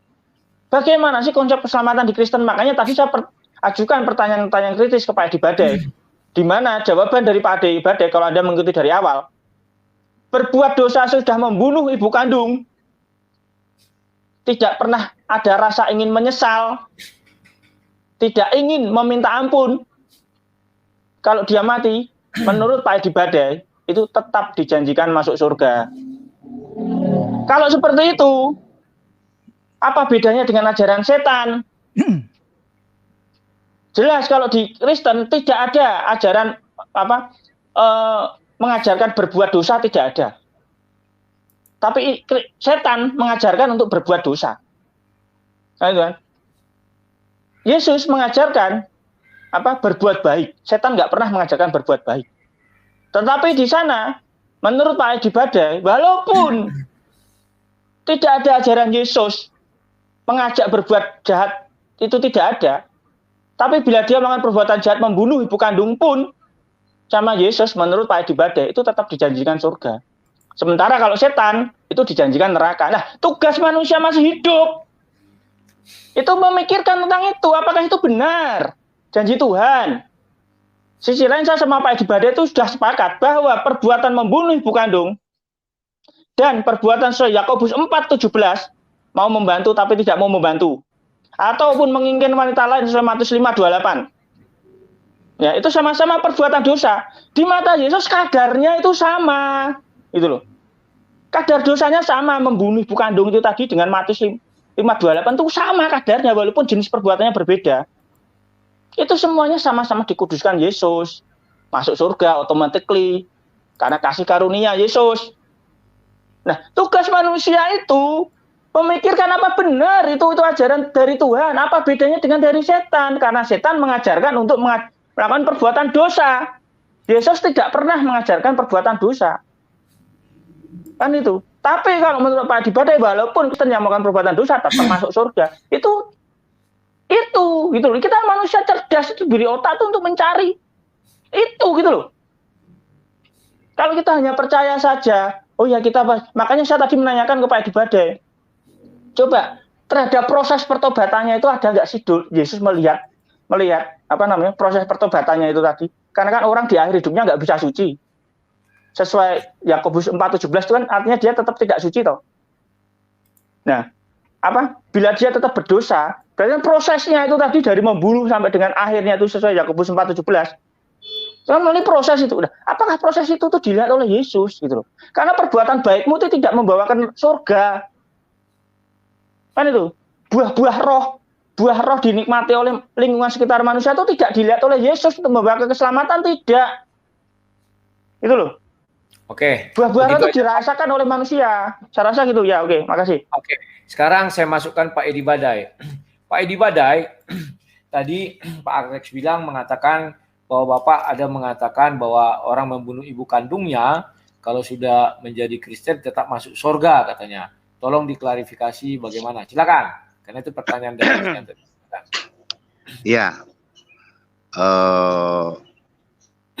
memang Yesus kan tidak mengajarkan begitu. Paulus pun mengatakan, engkau ini orang merdeka, kita ini memang warga surga. Tapi jangan kau pergunakan kemerdekaan itu untuk sengaja berbuat dosa. Kan? Nah, sebenarnya kalau sampai ada orang membunuh ibu kandung, itu sebenarnya sebuah pertanyaan yang dipaksakan dan jarang sekali. Tapi itu kan hal efek. Efek itu bukan dalil. Kalau memang dalil, saya tetap tegas. Kalau kau percaya Kristus, ya kan, mungkin engkau khilaf, engkau bagaimana, engkau membunuh, dan saya itu yakin itu jarang sekali, engkau tetap di surga. Kenapa? Karena manusia yang baik pun itu tetap tidak baik, karena dibenarkan. Jadi memang tidak ada unsur sedikit pun kehendak manusia untuk dia bisa melakukan segala sesuatu untuk ke surga, ke vertikal, nggak ada. Itu sudah lunas dan dikerjakan oleh Yesus. Itulah mengapa Kejadian 3 ayat 15, keturunan perempuan ini akan meremukkan kepalamu. Itulah Injil, itulah kabar kesukaan. Tidak ada usaha manusia pun yang bisa melakukan untuk kita ke surga. Sekalipun engkau khilaf, engkau baik, karena itu anugerah. Oke, begitu aja Pak Edi?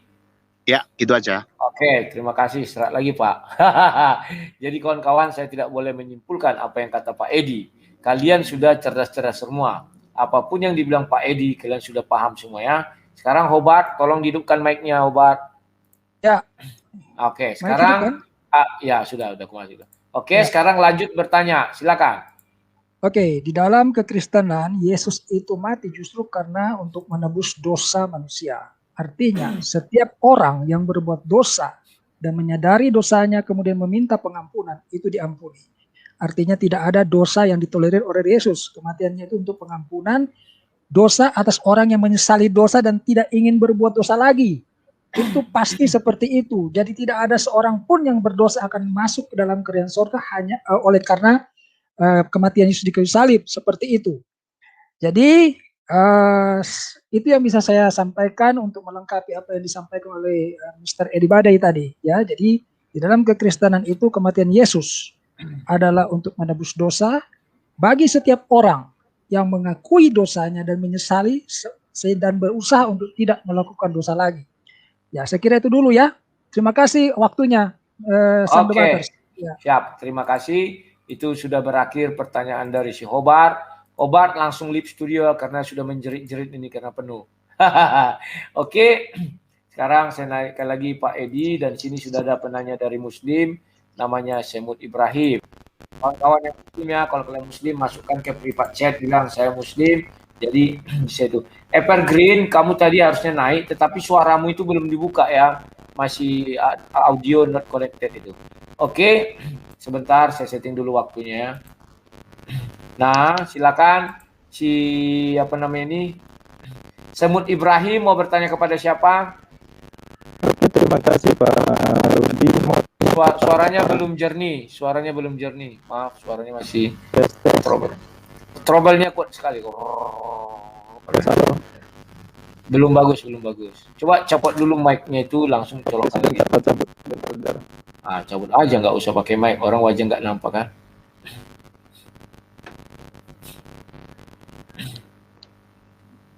Ini udah nggak ada kresek-kresek. Silakan coba tes suara. Tes.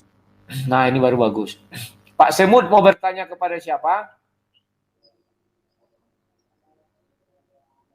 Halo Pak Semut.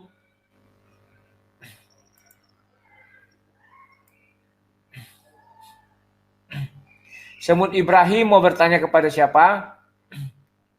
Waduh, sayang sekali. Oh, mikrofonnya dihidupkan dulu. Oke. Hidupkan mikrofonnya, masih di mute itu. Ini saya bantu. Halo Semut, mikrofonmu masih udah. Ya, silakan mau bertanya kepada siapa? Ya, terima kasih. Mau tanya kepada Pak Edi Badai. Oke, sebentar. Pak Alex saya turunkan dulu istirahat. Pak Alex, Oke, baik. sebentar. Waktunya ingat ya 2 menit. Kamu bertanya, setelah itu saya stop kalau dijawab ya. Setelah dia selesai, kamu bertanya lagi, saya hidupkan lagi waktu. Untuk itu gunakan waktu sebaik mungkin. Jangan bertele-tele, langsung kayak pengacara aja. Tanya dulu nanti terakhir baru yang agak panjang. Silakan langsung dari sekarang. Silakan. Oke, siap. Terima kasih Pak Rudi. Nah, saya mau meminta penjelasan di Roma 10 ayat 9. Itu Paulus menulis bahwa sebab jika kamu mengaku dengan mulutmu bahwa Yesus adalah Tuhan dan percaya dalam hatimu bahwa Allah telah membangkitkan dia di antara orang mati, maka kamu akan diselamatkan. Pertanyaan saya sangat simpel. Apakah keluarga besar Yesus, terutama Maria, ibunda Yesus yang melahirkan, yang mengasuh Yesus, dan keluarga besarnya ada Yusuf, ada Yakobus, dan lain-lainnya, apakah mereka juga melakukan seperti apa yang disampaikan Paulus di ayat ini dan semuanya masuk Kristen? Itu aja simpel. Terima kasih. Ya, silakan dijawab Pak Edi. Oke, saya jawab. Saya selalu what people say we say ya. Apa yang Alkitab katakan saya katakan. Kalau secara logika belum tentu orang yang dekat dengan Yesus, tidur bareng, ngorok bareng dengan Yesus itu terima Yesus, belum tentu. Tetapi memang Alkitab mencatat mereka memang mempercayai. Tetapi belum tentu semua. Itu dia. Oke, gitu aja jawabannya. Silakan bertanya lagi penanya, silakan.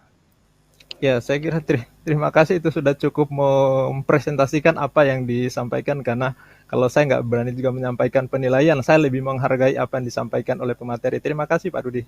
Oh gitu saja, ini waktunya masih banyak loh. Ya, nggak apa-apa, gitu. karena kalau saya panjang-panjang nanti agak problem juga, jadi saya lebih menghargai apa yang sampaikan, sudah dijawab ya sudah. Siap, terima kasih Semut Ibrahim. Ini namanya sportivitas ya, kalau sudah nggak ada mau ditanyakan apa yang dipanjang-panjangkan, betul, silakan. Ini yang hebat yang jawab apa yang tanya? Semuanya hebat ini ya.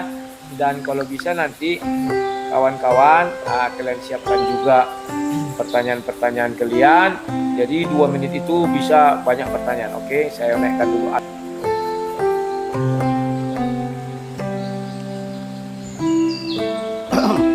Salam jumpa. Minum jeruk hangat dulu ya. Perkenalkan, nama saya Edi Badai. Woi Badai. Tapi lebih lengkapnya Edi Badai Aqua. Apa itu Aqua? Edi Badai agak kurang waras. Ya, memang untuk menyampaikan sesuatu yang dahsyat dan murni, memang kita harus agak kurang waras. Apalagi saya menghadapi saudara-saudara saya yang juga kadang mengedit, memframing video saya. Mereka itu kan orang waras, jadi harus dihadapi dengan cara yang kurang waras. Edi Badai Aqua, Edi Badai agak kurang waras. Tetapi terimalah apa yang saya sampaikan, supaya Anda menjadi waras. Oke? Dan dasar dari semua itu, saya yang sudah mengalami pencerahan, dan saya yang sudah menjadi manusia ilahi karena ada roh Tuhan di dalam saya. Dasar saya adalah mencintai semua makhluk dan mencintai alam ini. Hablum minanas, hablum minallah, hablum minal alam. Kalau orang Buddha bilang sabi sata avantu sukitata. Semoga semua makhluk berbahagia. I love you all. Bersama Edi Badai.